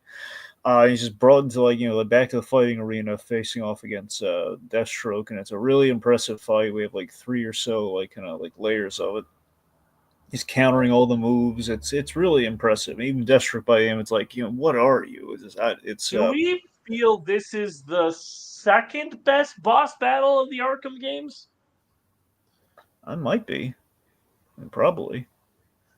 Because I'm thinking, like, of the other ones, and Claybase is fun, but it's a little bit of jump out of the way and throw the item at the right time. Yeah, I mean, if anything, it's kind of number one without argument. It's facts. I think Rachel fight from Arkham City is definitely up there. Yeah, no, I could see that. That's definitely in contender. Mm-hmm. That could be. I'd say that this is at least top 5, maybe top 3. Mm-hmm. Sure. So I think I'd say top 3. Yeah. Yeah. Anyway, let's see. Deathstroke, I will say, I kind of wish he had a different look and didn't look like classic Deathstroke. It would have been. Why? I don't know. I think it would have been interesting to see like if we're looking at proto versions of certain characters, it would have been nice to see like Deathstroke with both his eyes, and you can see both eye holes, like just something to like. I mean, this is a prequel. Just have like characters. Well, yeah, but he needs his powers though, and I think he loses the eye as part of the origin, doesn't he? Not right away, no. All right. No, he loses his eye because his wife shot him in the back of the head. Yeah, that's the thing. I mean, doesn't that happen like right soon after he gets the powers, though? Yeah, it's one of those things where, but he has a healing ability. Yeah, so why isn't that eye healing? Well, that's a good question, but there's like some explanation somewhere about that, right? Because we just like a badass mercenary that looks like a pirate. I mean. Let's be honest. If there's a mercenary that has an eye patch, are you probably not going to hire him more than the other guy that doesn't? Well, no, they all like covering up the one eye. Even Deadshot. Deadshot has like is the electronic guy on there. I mean, again, it's the same difference though. Now, here's the thing. Clearly, he can see through it, but I'm just saying that if you go by the Arrow version, he's missing an eye. Otherwise, it's fine. He's got like a little electronic enhancement. You can't see both of his eyes. What's the difference? I get you. But my thing is that when Deathstroke came up, I was like, already? Like, you're not even like a third of the game through the game at this point, and Deathstroke just appears, and it's just like that was my first indicator that the Black Mask plot wasn't the main one. Because if the main plot was the 8 assassins going after you, you wouldn't have Deathstroke this early. Also, I wish like for there being 8 assassins, it's kind of weird that none of the 8 assassins are fighting against each other to try to get to Batman first, right? It's all just like, oh, the first assassin goes, we'll wait, and then when they're done, the second assassin, like, there's no like, if these are 8 assassins trying to kill Batman, why is there not like there could have been such a fun element of the villain competing against. Because they're all different side missions. What? You have to, all the other ones are all side missions, and you can't have them interacting with each other, because what if you took Deadshot down and then you go do Lady Shiva's and Deadshot was supposed to be in Lady Shiva's, Yeah, I get that, but I think then you should have had all the assassins be integrated in the main story, and then had it where I feel like this could have been a way where these are 8 assassins. Because think of it this way: when there's a story when there's like a bunch of assassins going after you, it's like you're kind of like you're on the back foot, and like you as being the main character in that kind of story, and also the assassins are trying to go against one another, and challenges. All right, does the person getting hunted just manipulate the hunters to go after each other or stuff like that? But yeah, I mean, they did that in the trailer. They had Deathstroke about to, slice Batman or at least swing a And then sword at him, Deadshot, and then he messes with it from a distance. Deadshot shoots his sword. And Yeah. then I do love that Deathstroke just instantly turns and points his what's remaining of his sword right at Deadshot. Like he Yeah, knows exactly where he is. it's great. Mhm. I mean, look, you're right, but by the same token, though, with the exception, it really feels like Deadshot should have been worked into the main games versus like a side quest. But aside from that, it is impressive that the majority of them, Shiva should always be an outlier. Shiva, I perfectly understand why she's like a side quest kind of a thing. Mhm. But everything else I do like is kind of woven into like the actual narrative. Like you can't avoid these guys because they are part of the story. Yeah. Yeah. Like Copperhead is a part of the story, and Electrocutioner's barely there. Well, like that's what I'm saying. I'm saying they worked them in. I'm not saying we did a lot. I'm saying we did a lot with them. We worked them in. Then we killed them later. Very memorably, we killed them. I wish more of the assassins did what Firefly did, where they just cause havoc in a certain part of town, and then I think that's because I think one, it would have showed that some of the assassins were smart beyond just like, all right, I'm just gonna beeline to Batman and try to kill him, because then it's like, all right, these assassins are trying to create an environment where, or a situation where Batman can't just like evade them, whatever. Batman has to come to them to save civilians, whatever. And I think the fun and challenge for that kind of setup would then be like Batman's trying to like save civilians or like beat up goons, and like the assassins just trying to like basically beat Batman down through just overwhelming force. So By the way, on a side note, I wanted to talk about it or just mention it, but I haven't had a chance to. How bad is that British accent from like that ringmaster girl? Oh, he's a proper geezer, proper naughty.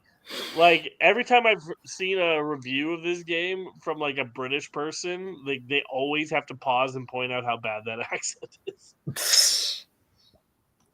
well, I guess it's a testament to Nolan North putting on a pretty good enough British accent that as Penguin. Some of But them don't like Penguin's accent either, but at least it's believable Well, to he's my he's ears. going for like Bob Hoskins though. It's a tribute to Bob Hoskins. Anyways, I, anyway, All I right. just wanted to point that out. I missed my chance earlier, so I just wanted to say it now. Okay. But Anyway. yeah, Bane is really interesting Mm-hmm. because like he's the only one that comes in, I think, with thugs of his own, Yeah. right? Yeah, that's true. They Like, they it's weird they use all three of his guys. They only use Bird, but well, also, yeah, but also like he's one of the assassins that isn't wanting to get the money. So they did something with Bane here that is like always like a headcanon thing. I always loved about him. Where like one of my everyone hates it. I love the Bane episode from Batman the Animated Series. Because everyone's always saying, I don't well, know why everyone hates that episode. I don't know Like, why it's a either. simplified version. It's a simplified version of the thing, but it's good. It tells a full story.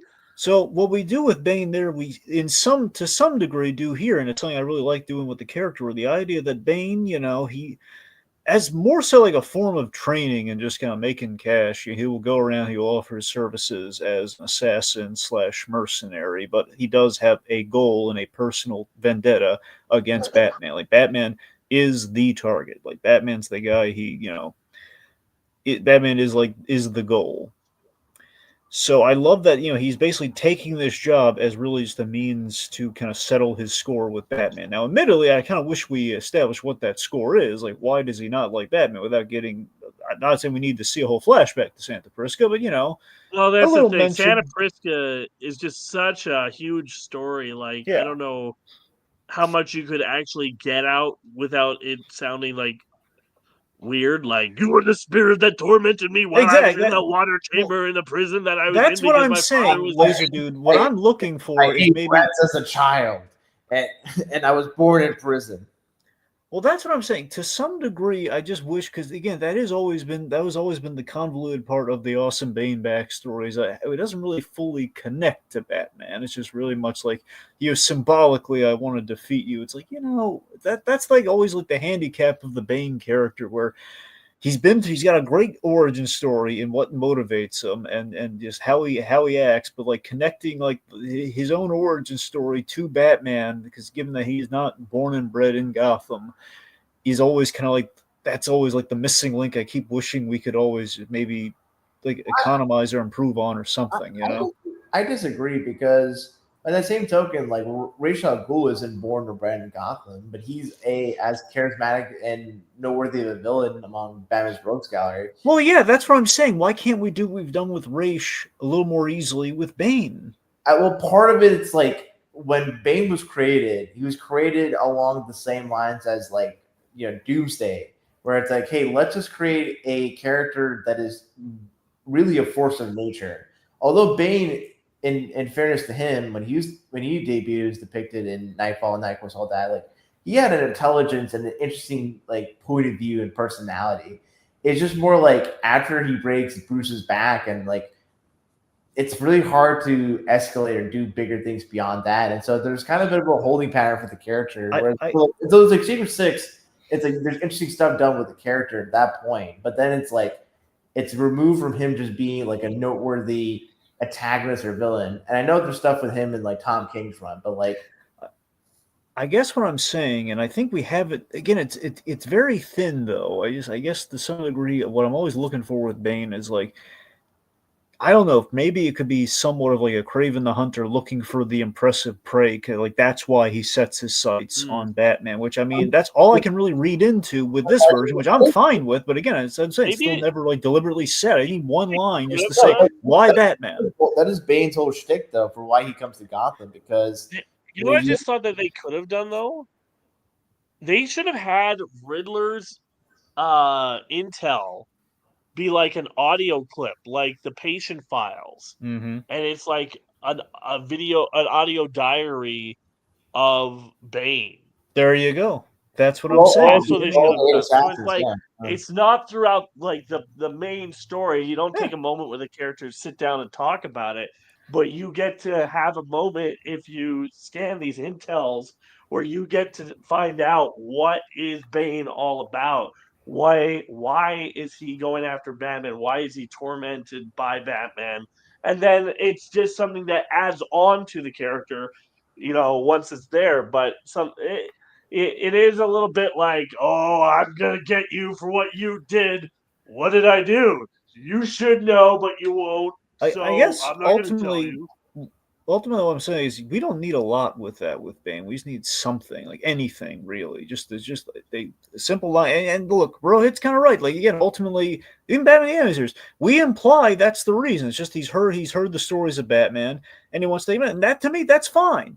Okay, but I'm just saying, like broad spectrum. If we could just take, like, he's I have a fear of bats, and you are representative of that, and I want to break you because of that. It's I don't think or like.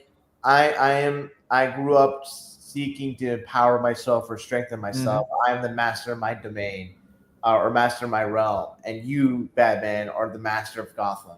Yeah. That's really that was Bane's whole shtick. It's not like Bane I've always read Bane. Well handled in this. I've always read Bane fundamentally as a character as his motive is that he wants to make the world like the prison he grew up in. That's basically if he were to go to Gotham and kind of dethrone Batman, he would turn it into San Francisco, which even Tom King kind of did for a little bit. Basically turning into a prison state. And also we've seen with Nolan to some degree. That seems to be his whole thing. He wants to make the world like the world he grew up in, which I think fits that character. In terms of his long-term goal, like for example, had he been successful here, I don't know, maybe he would have done that here, but who knows? I always wondered if there was a thing in comics that made Batman responsible for Bane being in that prison. Because go on. Yeah, because like his father is, what was it, King Snake? Yes. Yeah, so King Snake is actually Bane's father, but there was a storyline in the comics where there were like 3 suspects for who Bane's father may have been, and one of them was Thomas Wayne. Oh, well, no. Well, that was the whole thing where he went to Leave the Wayne's dead, okay? Let them be in their graves. If they didn't even get resurrected for Blackest Night, we should stop tying everything to them. I think along those lines also like I remember Bane was like partnered up with Ra's al Ghul, Mm-hmm. and he was kind of viewed that to be the presumptive heir, and like he had a romance or something with Talia Ghul. So Uh-huh. which I think like him being paired up with Talia Ghul in the Dark Knight Rises is a lot more fitting or makes more sense. But yeah, I think for Bane it's like he doesn't have the kind of like tragic psychology of a lot of the rogues, and he doesn't have this kind of the theatricality of a Ra's al Ghul, right? Because like the Ra's al Ghul, he's the demon's head. He's an immortal. He has like an army of ninjas that's either the League of Shadows, the Society of Shadows, the League of Assassins. There's a lot of like iconography associated with that character, and Bane is just like the most iconic thing about him is just breaking Batman's back. And there's interesting stuff that can be done with the character, especially the Secret Six, and when he's in Secret Six written by Gail Simone. But he goes away from being like a scary, all-powering, supervillain. So I think that's kind of where Bane isn't as like popular. I mean, he has a cool look or whatever, and people like just the badassness of Bane. But at the end of the I day, will say, sorry, I prefer him in here than Arkham Asylum. oh, I agree. Because at least we have here, like, we don't have his whole story or anything, but we do have the intelligence. We do have the character who's smart enough to figure out who Batman is and invade his home. We do have this He as a feels very character formidable. yeah, and he's very determined to like. Remember when I first saw it? I played through it, and it was like Joker's like, "I've attached a heart monitor to Bane.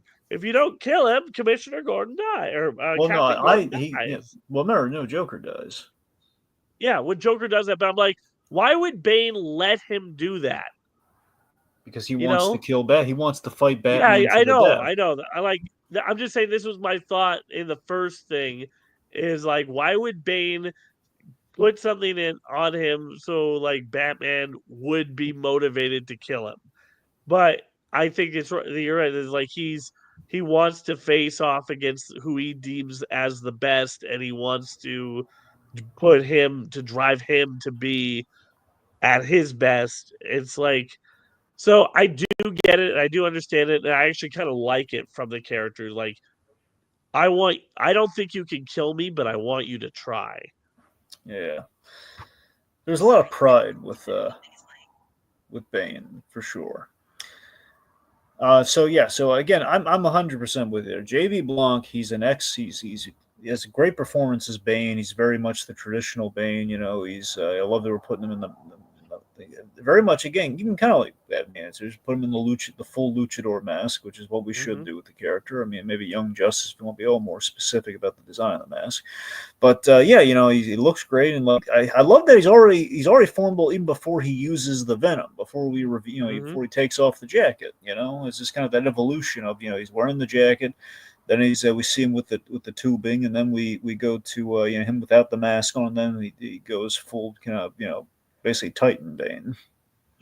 I just realized that Bane, this is almost like foreshadowing for what happens to Alfred in the comics. Yeah. Like this is the first time like Bane almost kills Alfred in this game. Uh-huh.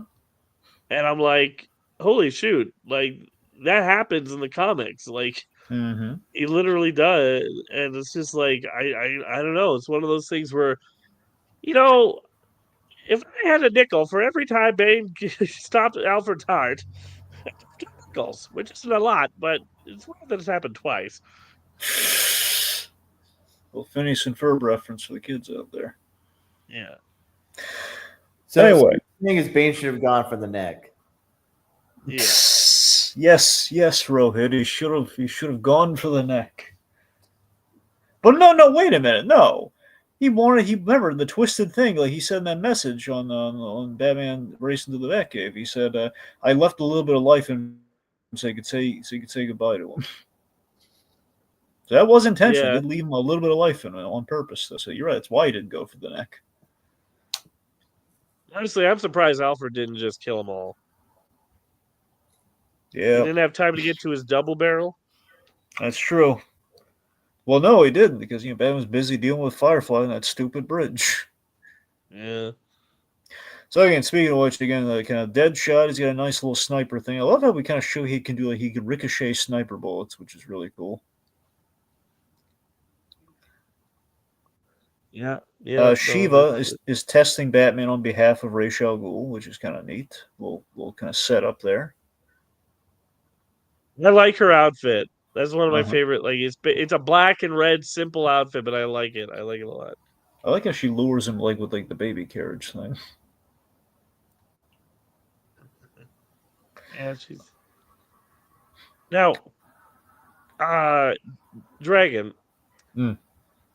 Do you find that the combat is slightly off in this game? I mean, it feels a skosh different, but I don't really. I don't know. It's just a hair. It's yeah. just like the timing. Like I feel like when I played this game, and maybe it's been patched up since the original. Because when this game first came out, it was very buggy. I had a guy like merge with an ATM. I had it crash on me multiple times. I just remember it was very buggy when it first came out. But I just remember the combat. Everything felt just like the timing that I had down so good at Arkham Asylum and Arkham City. I was just like a hair slower than I was used to, and it just like bugged me to no end. Well, I mean, there's something like a little off, like the speed at which the punches are thrown. Yeah, Yeah. and the speed at which the thugs punches come at you. Yeah. All right, let's see. Anyway, that's just one thing I noticed. No, I'm Also, with you, the though. new thugs that they added in here, I felt like they were always more annoying than like, oh, that's a cool thing. Yeah. Like they added new ones in like Arkham Knight, but I always felt like they still flowed with the combat and that you were still able to do it. Or this one, I was just like, oh my gosh, these like juiced up thugs and like what else were there? It was it ninjas or anyway, I'm just those are the two main complaints I had with the combat. Everything else is pretty much just fine. All right, let's see. So, just get through some of the side quest stuff here. So again, Mad Hatter. I love the Mad Hatter story was fun. It was kind of our answer to the Scarecrow section. We had the welcome party with the thugs and the bunny dressed like the bunnies. And should that have been like more than one mission? I felt like it was over too quickly. I don't know. It felt like an adventure. You go in the Wonderland. Yeah. You saved the Alice. I could have done with like a 3 thing, like with Scarecrow in the original Asylum, where it's just like he keeps giving you the slip, and then you finally you can have him in different areas of Wonderland. The first time you're following the I don't know. Anyway, neither here nor there. I just really enjoyed the Mad Hatter's level, and I wanted more of them. Yeah. I love how dark it seemed to. Like, oh god, that poor Alice, what she's been through. Yeah.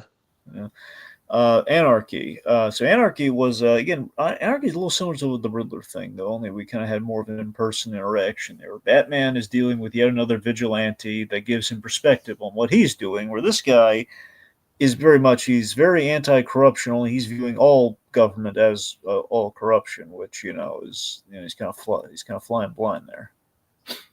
I mean, he's a political anarchist, so it's at least it's consistent with the characterization. It's on brand. Yeah. Oh yeah. Let's see. But again, like a young, brash vigilante, which very much in parallel to Batman, fits. Yeah, Anarchy grew the popularity grew a lot from this game. He got really liked by a lot of people, and rightfully so. Like the design is good and everything, but it's just like he was so unknown before this that Beware the Batman used him as one of the main villains because that show was all about using villains that nobody heard about. They had a really good actor playing him too. They had Wallace Langham playing Anarchy in that show. Yeah, Hodges from CSI, kids. Yes, because the kids know what CSI is. Oh, absolutely, Lazy. Of course, the kids. I mean, just give it a year. You know, your daughter's going to be saying, like, "Where's Grissom?" Just give it. I mean, well, I feel like if I think people know CSI, and they probably the most popular one is the Miami version. Miami, Yeah. Oh, man. There should be like a mod where like Batman like goes to every crime scene and like has sunglasses on that he No. Gordon just takes goes off. there and he takes off his glasses. That's how all the episodes of Gotham shows opened. Yeah. Like Batman does his classic disappearing act on Gordon, and then he says Every like this bat time. out of the belfry. Oh god. All right. Okay, so we already kind of talked about the Copperhead thing. Anyway, so after that, we end up at the hotel, which is it's a pretty neat set, and we have the Joker kind of revealing himself, and Bane's plan, which is basically I'm going to stick by the clown. Batman's going to show up for him, and that's where I'm going to do it. And we have this excellent cutscene where, seriously, one of the great Bane moments where Batman's in the elevator trying to sneak around, and like through the elevator ceiling, Bane just reaches up, pulls him through, and just like tosses him like a rag doll around the place. Yeah, It's pretty cool. it's kind of what? Sorry, What? that's my dog barking. Oh, okay. Anyway, so we joke. We also again, I love I love I love the body language and the staging a lot with the Batman, the Joker stuff because I love when the way that interaction goes when Joker's blowing up all the buildings and everything. Like he demonstrates with the construction site. I love how Batman instantly grabs him by the scruff of his like shirt and he lifts him into the air and he's so light he can just kind of do that. He's so ticked off at him. There's just something really just kind of fun about that, and the staging and the coloring and the scene, the scores, it's all coming together very cinematically, and I loved it. Now, here's the thing. This is a weird question. I've struggled with this back and forth. Should the building have been empty? Well, yeah, because it's a warning for Batman. But also, But it's Joker the doesn't fully know. I Joker. mean, here's the thing: Joker doesn't fully know. It could have been if he seems really unbothered by. Well, probably not. It's a construction site. Yeah, but I almost wanted to be like, oh, the Nettie, it's probably the night janitor, the security guards. Well, he About also 15 to said. 30. Well, he also says like it was blocking my view. That's the main reason he blew up that specific building. It wasn't that it was unoccupied. He just And blew that up. that is Joker to choose something so Looney Tunes. It's blocking my view of downtown. Yeah. Oh man, I don't know if this is fully related. Just think back to that moment in the Batman, the 2004 animated series when like Joker's laughing his butt off, and it's just like natural disasters on TV.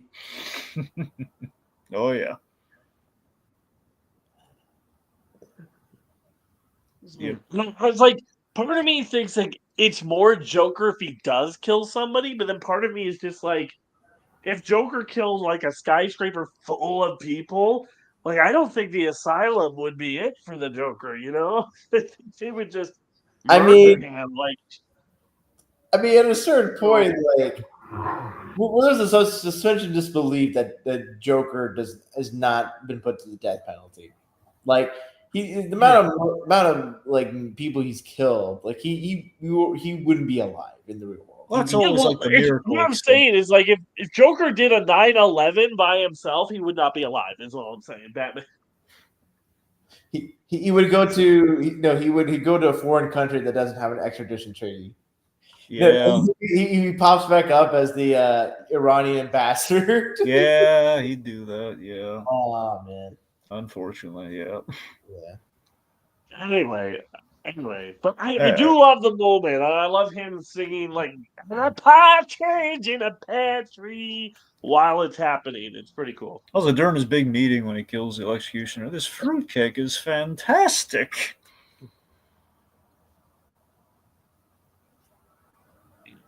So we hit the Christmas beats pretty well with the Joker, which he sees the world as Christmas anyway, and it does kind of harken a little bit back to Christmas with the Joker, so it's kind of fun. Do you feel like the Christmas theme is good and fitting, or is it just a reason that they don't have anybody out on the streets that night?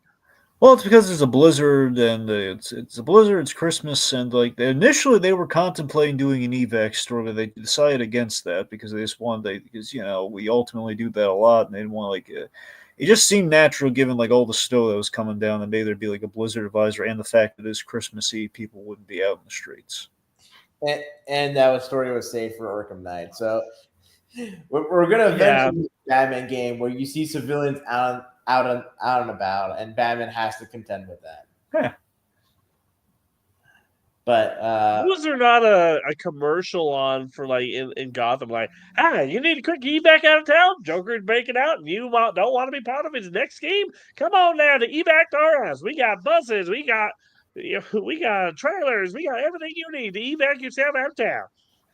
I'm just loving the fact that there's some salesman that has a southern accent in Gotham City, of all places. It's just selling their wares. No, honestly, I it would have been fun for there to have been a side mission revolving around like having to provide like gifts to kids at orphanages.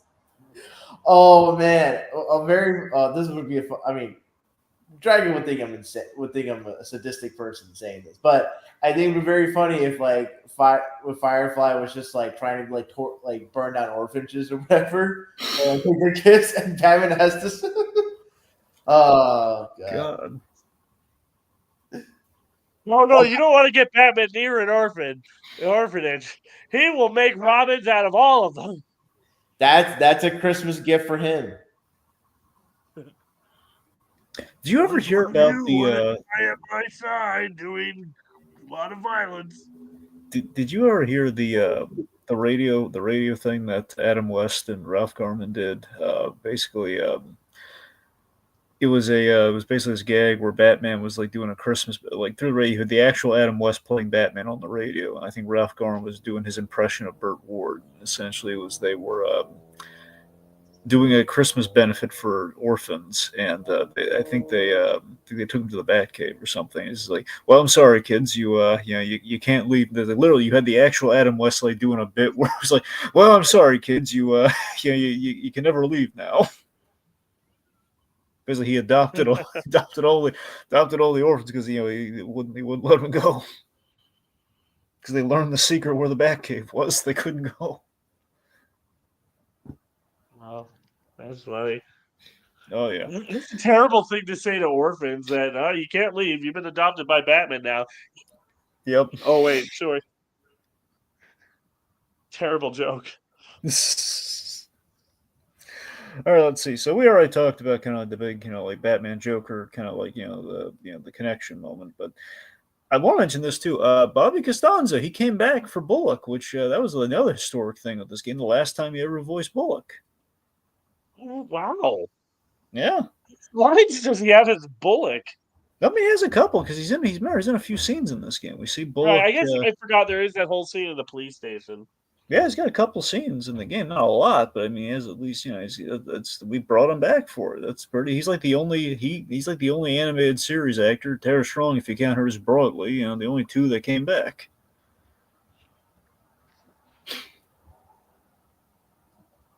I know. That's crazy. So we return to the Batcave after this whole Joker encounter. We have two really memorable scenes. One, when he's returning to the Batcave, he flashes back as if he's walking through Crime Alley, which I thought was a really well, visualized scene.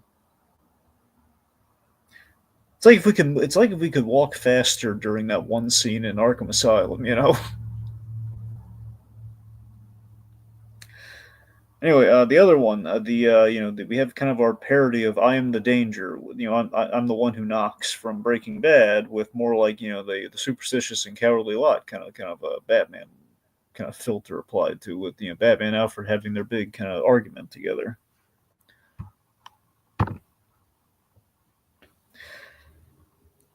Now, what did you think of that scene, Rohith? I think the scene works. For me, it's just like I think the way it's done I feel like there could have been a little bit more, but I just don't know like what more could be done with that scene.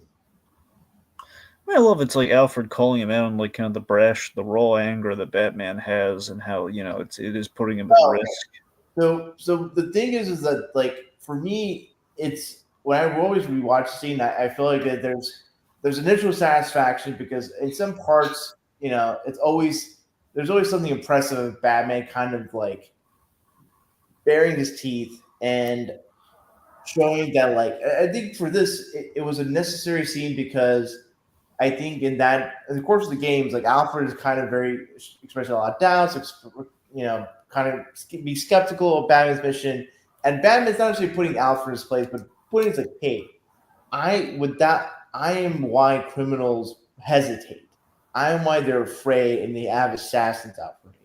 And I think the thing that I want more is that I kind of wish Alfred had a response to that, and it's like, and like I feel like it would have been something like, okay, you're the reason why criminals are afraid, and now criminals are more well, it's like, well, because of being afraid, they're more dangerous, and I think that would have made Bruce like think a little bit more. It's like, okay, I'm making criminals afraid. That doesn't make criminals less dangerous. That makes them more dangerous because they're going to take desperate measures, and that's something that like the Nolan movies touch on a lot on, as like in terms of escalation. And I think that would have been an interesting rebuttal because then that would have been in the back of Bruce's mind. And I think that would have really also impacted the story about, okay, I am making such an impact to where there are 8 assassins that are coming out, and whether they impact other civilians or not, that's how crazy the world's gone and how dangerous the world's gone in response to my presence. And that would have been something to grapple with in story. But I think the fact that like Bruce says that, and then Bruce, when he hears about Alfred getting injured from Bane's attack, he comes in, he tries to save Alfred's life, and it's like, oh, like I feel, I kind of wish there was a little bit of Bruce, vocalizing. Maybe there has to be more to this mission than just scaring the crap out of criminals. And yeah, like him saving Alfred's life, that's one step, but I feel like there could have been more steps taken to show that like change or shift in thinking. It's interesting because Batman in this game probably has a lot more dialogue and a lot more conversations that he carries on with people. In a lot of ways, in the first 2 games, not so much in the third, but in the first 2 games, it was a lot more like we were just seeing this world through his eyes. He didn't have that many conversations, and a lot of it, the times he had an inner monologue, is like, I need to do this, or I need to get there, or I can't be seen, stuff like that. But there wasn't really a lot of like time for the character to dwell on their actions. There wasn't really a whole lot of even an attempt for an arc for the character, as you pointed out with Captain Logan, how he pointed out like Batman choosing to not change.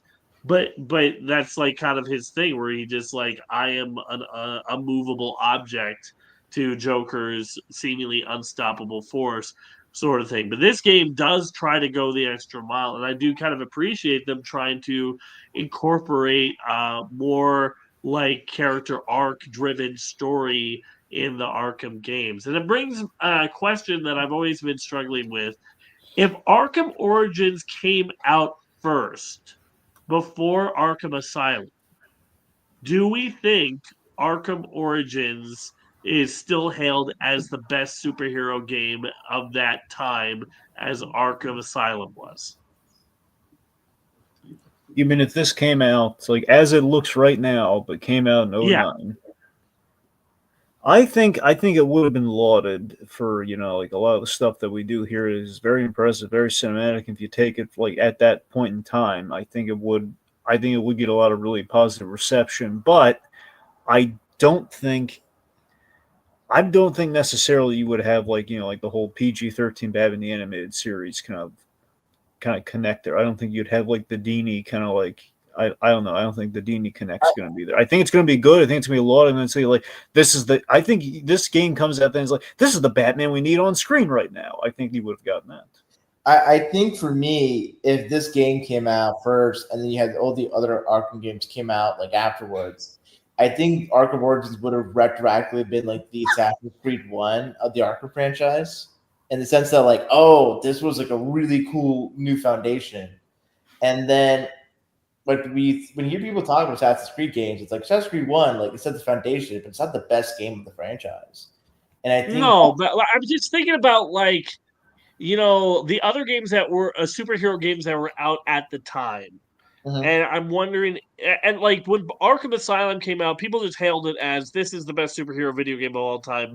No argument. Now there's a lot more room for argument. There's a lot of really good superhero video games out, but I'm just interested to see like if there was a swap, if you were able to time and put that in that place. I don't know if it's not. I feel like without that going on, I feel like you don't have the fatigue that people had of, oh, the Joker again. And in fact, I feel like it's more of a nice surprise because, like, holy shoot, I didn't even expect the Joker to be in this game. And I feel like a lot of the stuff that work against this game, would have looked for it in that sort of time switcheroo thing. Now, of course, it can't. I feel like this game is in two spots where it was forced to like and on the one hand try to do its own thing with its own cast, its own writers, and writing its own origin for this world, but it was also pigeonholed to a lot of the older things in the other games, whether that be the combat, whether that be the Riddler stuff. It was just forced to, okay, you got to be different but still be exactly like the Arkham games. So I like, when it comes down to it, I still recommend Arkham Origins because it still has a lot of great elements in it that I think other Batman properties just have never tackled. Like, especially with the way of the Joker, I think some of the characters it handles are some of the best, like, on-screen adaptations of those characters. I think, like, the way they handled Bane is better than the way most things handle Bane. The way they redesigned some of these characters, made them more interesting than I was ever interested in them. Like, I was excited to fight Copperhead, and I never gave two craps about Copperhead in any shape or form, until I played this game. And so, in a lot of ways, it's doing a lot of things right, but I still think it doesn't fully reach the bar of the previous games. The pacing in Arkham Asylum is just so immaculate and so well done. The way that it uses its environment to change up every level, where all you need is put in a sniper in a tower, and all of a sudden the whole way you get around is changed up, and stuff like that. This game doesn't have that.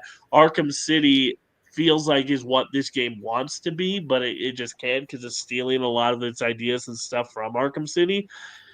And so, in the end, I think it's a flawed game, but a game that I still would recommend. And I don't think if you're like, hey, I want to experience the Arkham thing, I wouldn't say, just skip Origins and go straight to Night. You don't need it. I think it's an essential part of the experience.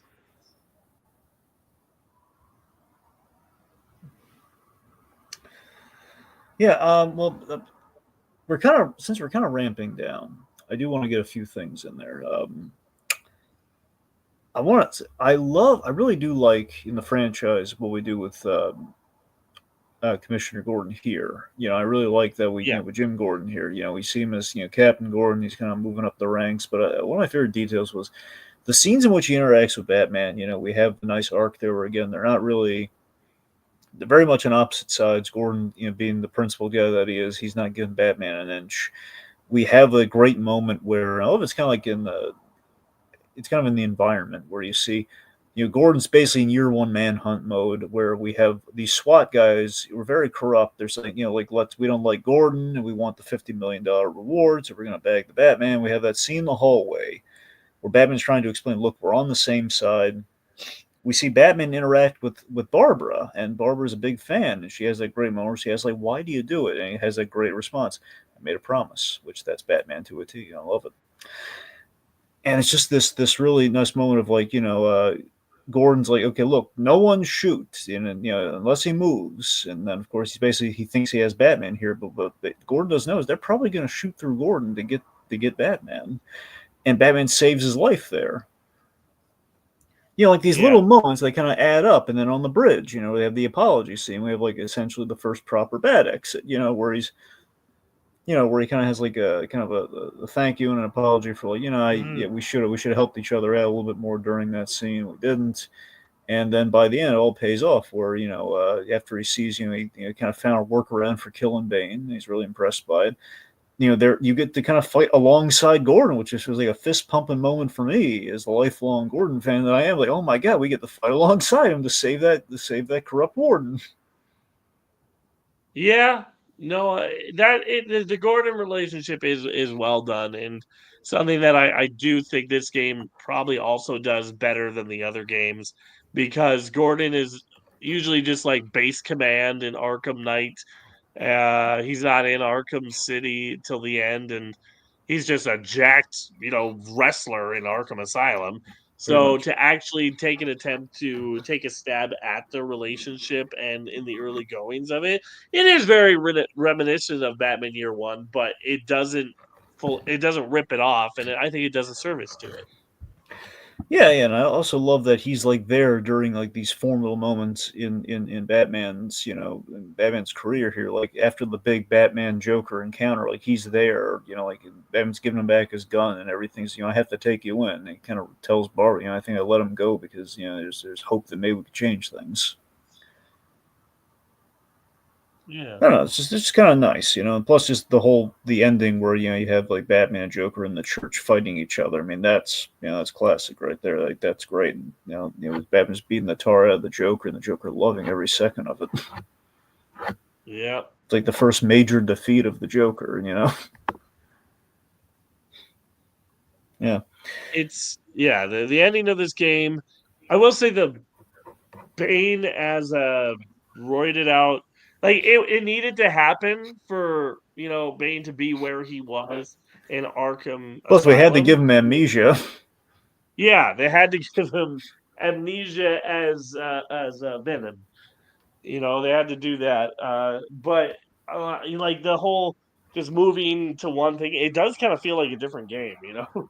Yeah, it was kind of nice though that you were Batman was kind of the prey in that situation versus the usual predator that he is. It was kind of a fun reversal in that last level. But I mean, you gotta admit though, it gave you a lot more of a fight than the whole like just jumping around like charging Bane and Asylum. So it was at least the fact he's done like 3 installments and stuff, and each level was kind of different. That was kind of that was something. Yes. Well, did that 100%, absolutely. Plus, he actually breaks your back in like like a move in that game. Like when it gets to a cutscene, he actually kind of somewhat breaks Batman. Like by some miracle, doesn't break his back. Yeah. It was the bat shorts. There you go. Oh, so what do you guys think of the DLC? The cold. I never played the DLC. Well, long story short, the DLC is kind of interesting. The DLC is I have not played it myself personally, but I've seen it. I know what happens. And that it's how we introduced Mr. Freeze in the Arkham stuff. Yeah, I know Heart of Ice is one of them. So that's the thing. It's kind of a retelling of Heart of Ice. It's basically. Do you still use the chicken soup move in the end? Chicken soup finisher? I'm afraid not. Dang. He gave him a little hot chocolate combo. Well, I think if it was a beverage or anything, it would have gotten an Emmy of some kind or an award of some kind, but it didn't. So that's why it didn't get that. But the Cold Heart essentially is kind of a retelling of Heart of Ice. But interestingly, and I kind of respect this about it. So it's the same story as Heart of Ice, but like Ferris, there's kind of an arc with like Bruce Wayne thinks Ferris Boyle's actually a nice guy, where he thinks he buys into the humanitarian thing versus like having the instincts of like knowing, okay, Ferris Boyle probably not a nice man. Right from the I feel ill, my cold, Ferris, I should be going. Like we're not doing that. It's a thing of like Bruce Wayne actually. It's the brash young Bruce Wayne. It's like that sketch of like, actually, not all billionaires are bad. Yeah. That I think it's Dorkly where like there's a protest against like the 1%, and Batman's like, some billionaires might use their money for good. Just saying. Sure. Yeah, it's kind of like that. But yeah, so it's kind of like Batman having a sobering kind of a sobering life lesson through learning the tragedy of what happened to Victor Freeze, and then he kind of helps him out in a way, but he has to stop him because Freeze has killed people along the way in getting to this revenge plan. So yeah, my point being, it was a good epilogue to the story, where again it's kind of like Batman kind of growing from the origins story, and I don't know, I thought it was good. Anyway, so yeah, that's about it. We had a post-credit scene with Suicide Squad that goes absolutely nowhere with Deathstroke. Actually, I totally forgot about that. But yeah, like they actually kind of almost teased Suicide Squad kill the Justice League in a way, but the character that they teased it for isn't even in the game. Well, until He is now. season 4, He is now. yeah, still lame. Ugh. Anyway, Rohit, do you have anything you'd like to say on the game to round us out? For what this game attempts to do in its story, I think ultimately it could have reached further heights, but there are certain moments, certain highs, especially in the voice acting and characterizations of both Batman and Joker, that I think make this game more worthwhile than not. The Christmas setting, I think, is it's always a fun setting to play in for Batman stories, and if nothing else, it's always fun to bring in the holiday cheer with good old bats. Yep, I mean the holiday setting is it does feel kind of natural for Batman, given the gothic nature of kind of the darkness against the white purity that is the snow, and little Christmas lights goes a long way. And as we kind of see it here, the Christmas is kind of synonymous with the Joker ultimately. What I mean by that is like you look at like we kind of call it back here and there and stuff like. So like Assault on Arkham, at least within the Arkham games, and I don't know, it just feels kind of fitting. I kind of like that, like kind of a even like Long Halloween too, where the Joker just kind of thrives at Christmas, and it just feels kind of natural. And again, just with the whole Christmas of the Joker thing, like depending where you hail from or how you watch it, a lot of people's first introduction to an animated series Joker is Christmas time, so it just feels kind of appropriate and kind of fun. So, I mean, look, at the end of the day, Arkham Origins is it's very much kind of a fun isolated story that I think was done so well that you could factor into all the other like high caliber Arkham games that we know and love, and I think in many respects we kind of outdo certain parts of the Arkham franchise, which I think is the highest compliment you can give Warner Bros. Montreal, at least on this Batman game. Maybe not their other ones, but at least this Batman game. And yeah, I get a lot of appreciation for it, and I think this game has a lot more relevancy than we give it credit for. At the end of the day, looking back on kind of where we're at with Batman now to where we were then, and this game, it still shied me that I don't think this game's ever gotten like a re-release in like the other like formats like PS4, PS5, or anything. I don't think it's ever gonna. I don't know if it's ever gonna get that, but I think it's a shame because I had a lot of fun. I would love to play this again, frankly. Yeah, I had a lot of fun. Yeah, I mean, I'm sure all the glitches that came with it are gone. The when it first came out, I'm sure they're all cleaned up by now. It's still fun to be Batman and to be in this city. And while the combat, I do feel like is a little off. It's not a game breaking Scout. Be quiet. Sorry, my dog. Anyway, it's not a game breaking thing. It's just something that's like, oh, that's a little bit different. I think the story of seeing the Joker transition from somebody who wants Batman dead to somebody who can't imagine a life without Batman is a unique thing that I still don't think any other property in comics, in movies, in anything has ever done. It's either Joker is one way or the other. I've never seen it done where he transitions from one to the other. And I love that about this version of the Joker. And you know what? The cinematic moments are cinematic, and it doesn't lose itself in being grim and dark. There's fun and funny moments too. The electrocutioner being decked in one hit is a moment that you don't see coming, and it's funny. There's a lot of sass from Alfred at the right moment, and it's just a game that while it's flawed in a lot of areas, I still think that it would be hailed as the best video game, superhero video game of all time if it came out in Asylum's place. So when it comes to that, I think you shouldn't measure it against games that are better that are better than it. You should measure it for what it is, and what it is still a fun time with Batman, the Joker, and everyone else. Agreed. All right, so I want to thank the folks for tuning in. I want to thank Richard's victims and Griff. Griff. Sorry, I just want to get that in there for Back to the Future. Yes. So thank you, folks, for tuning in, and hopefully, we made some coherent points during all this. And guys, it's been fun. We've celebrated a great franchise of games. We got a little experimental talking about the Batman Arkham games, and I think we learned a little something. I think we had fun. Did you guys have any fun? Oh yeah, I'm just glad that I didn't get thrown in an insane asylum to do this. Not this time. If that doesn't make sense, go to my channel, Arkham Week. My plug. Yep.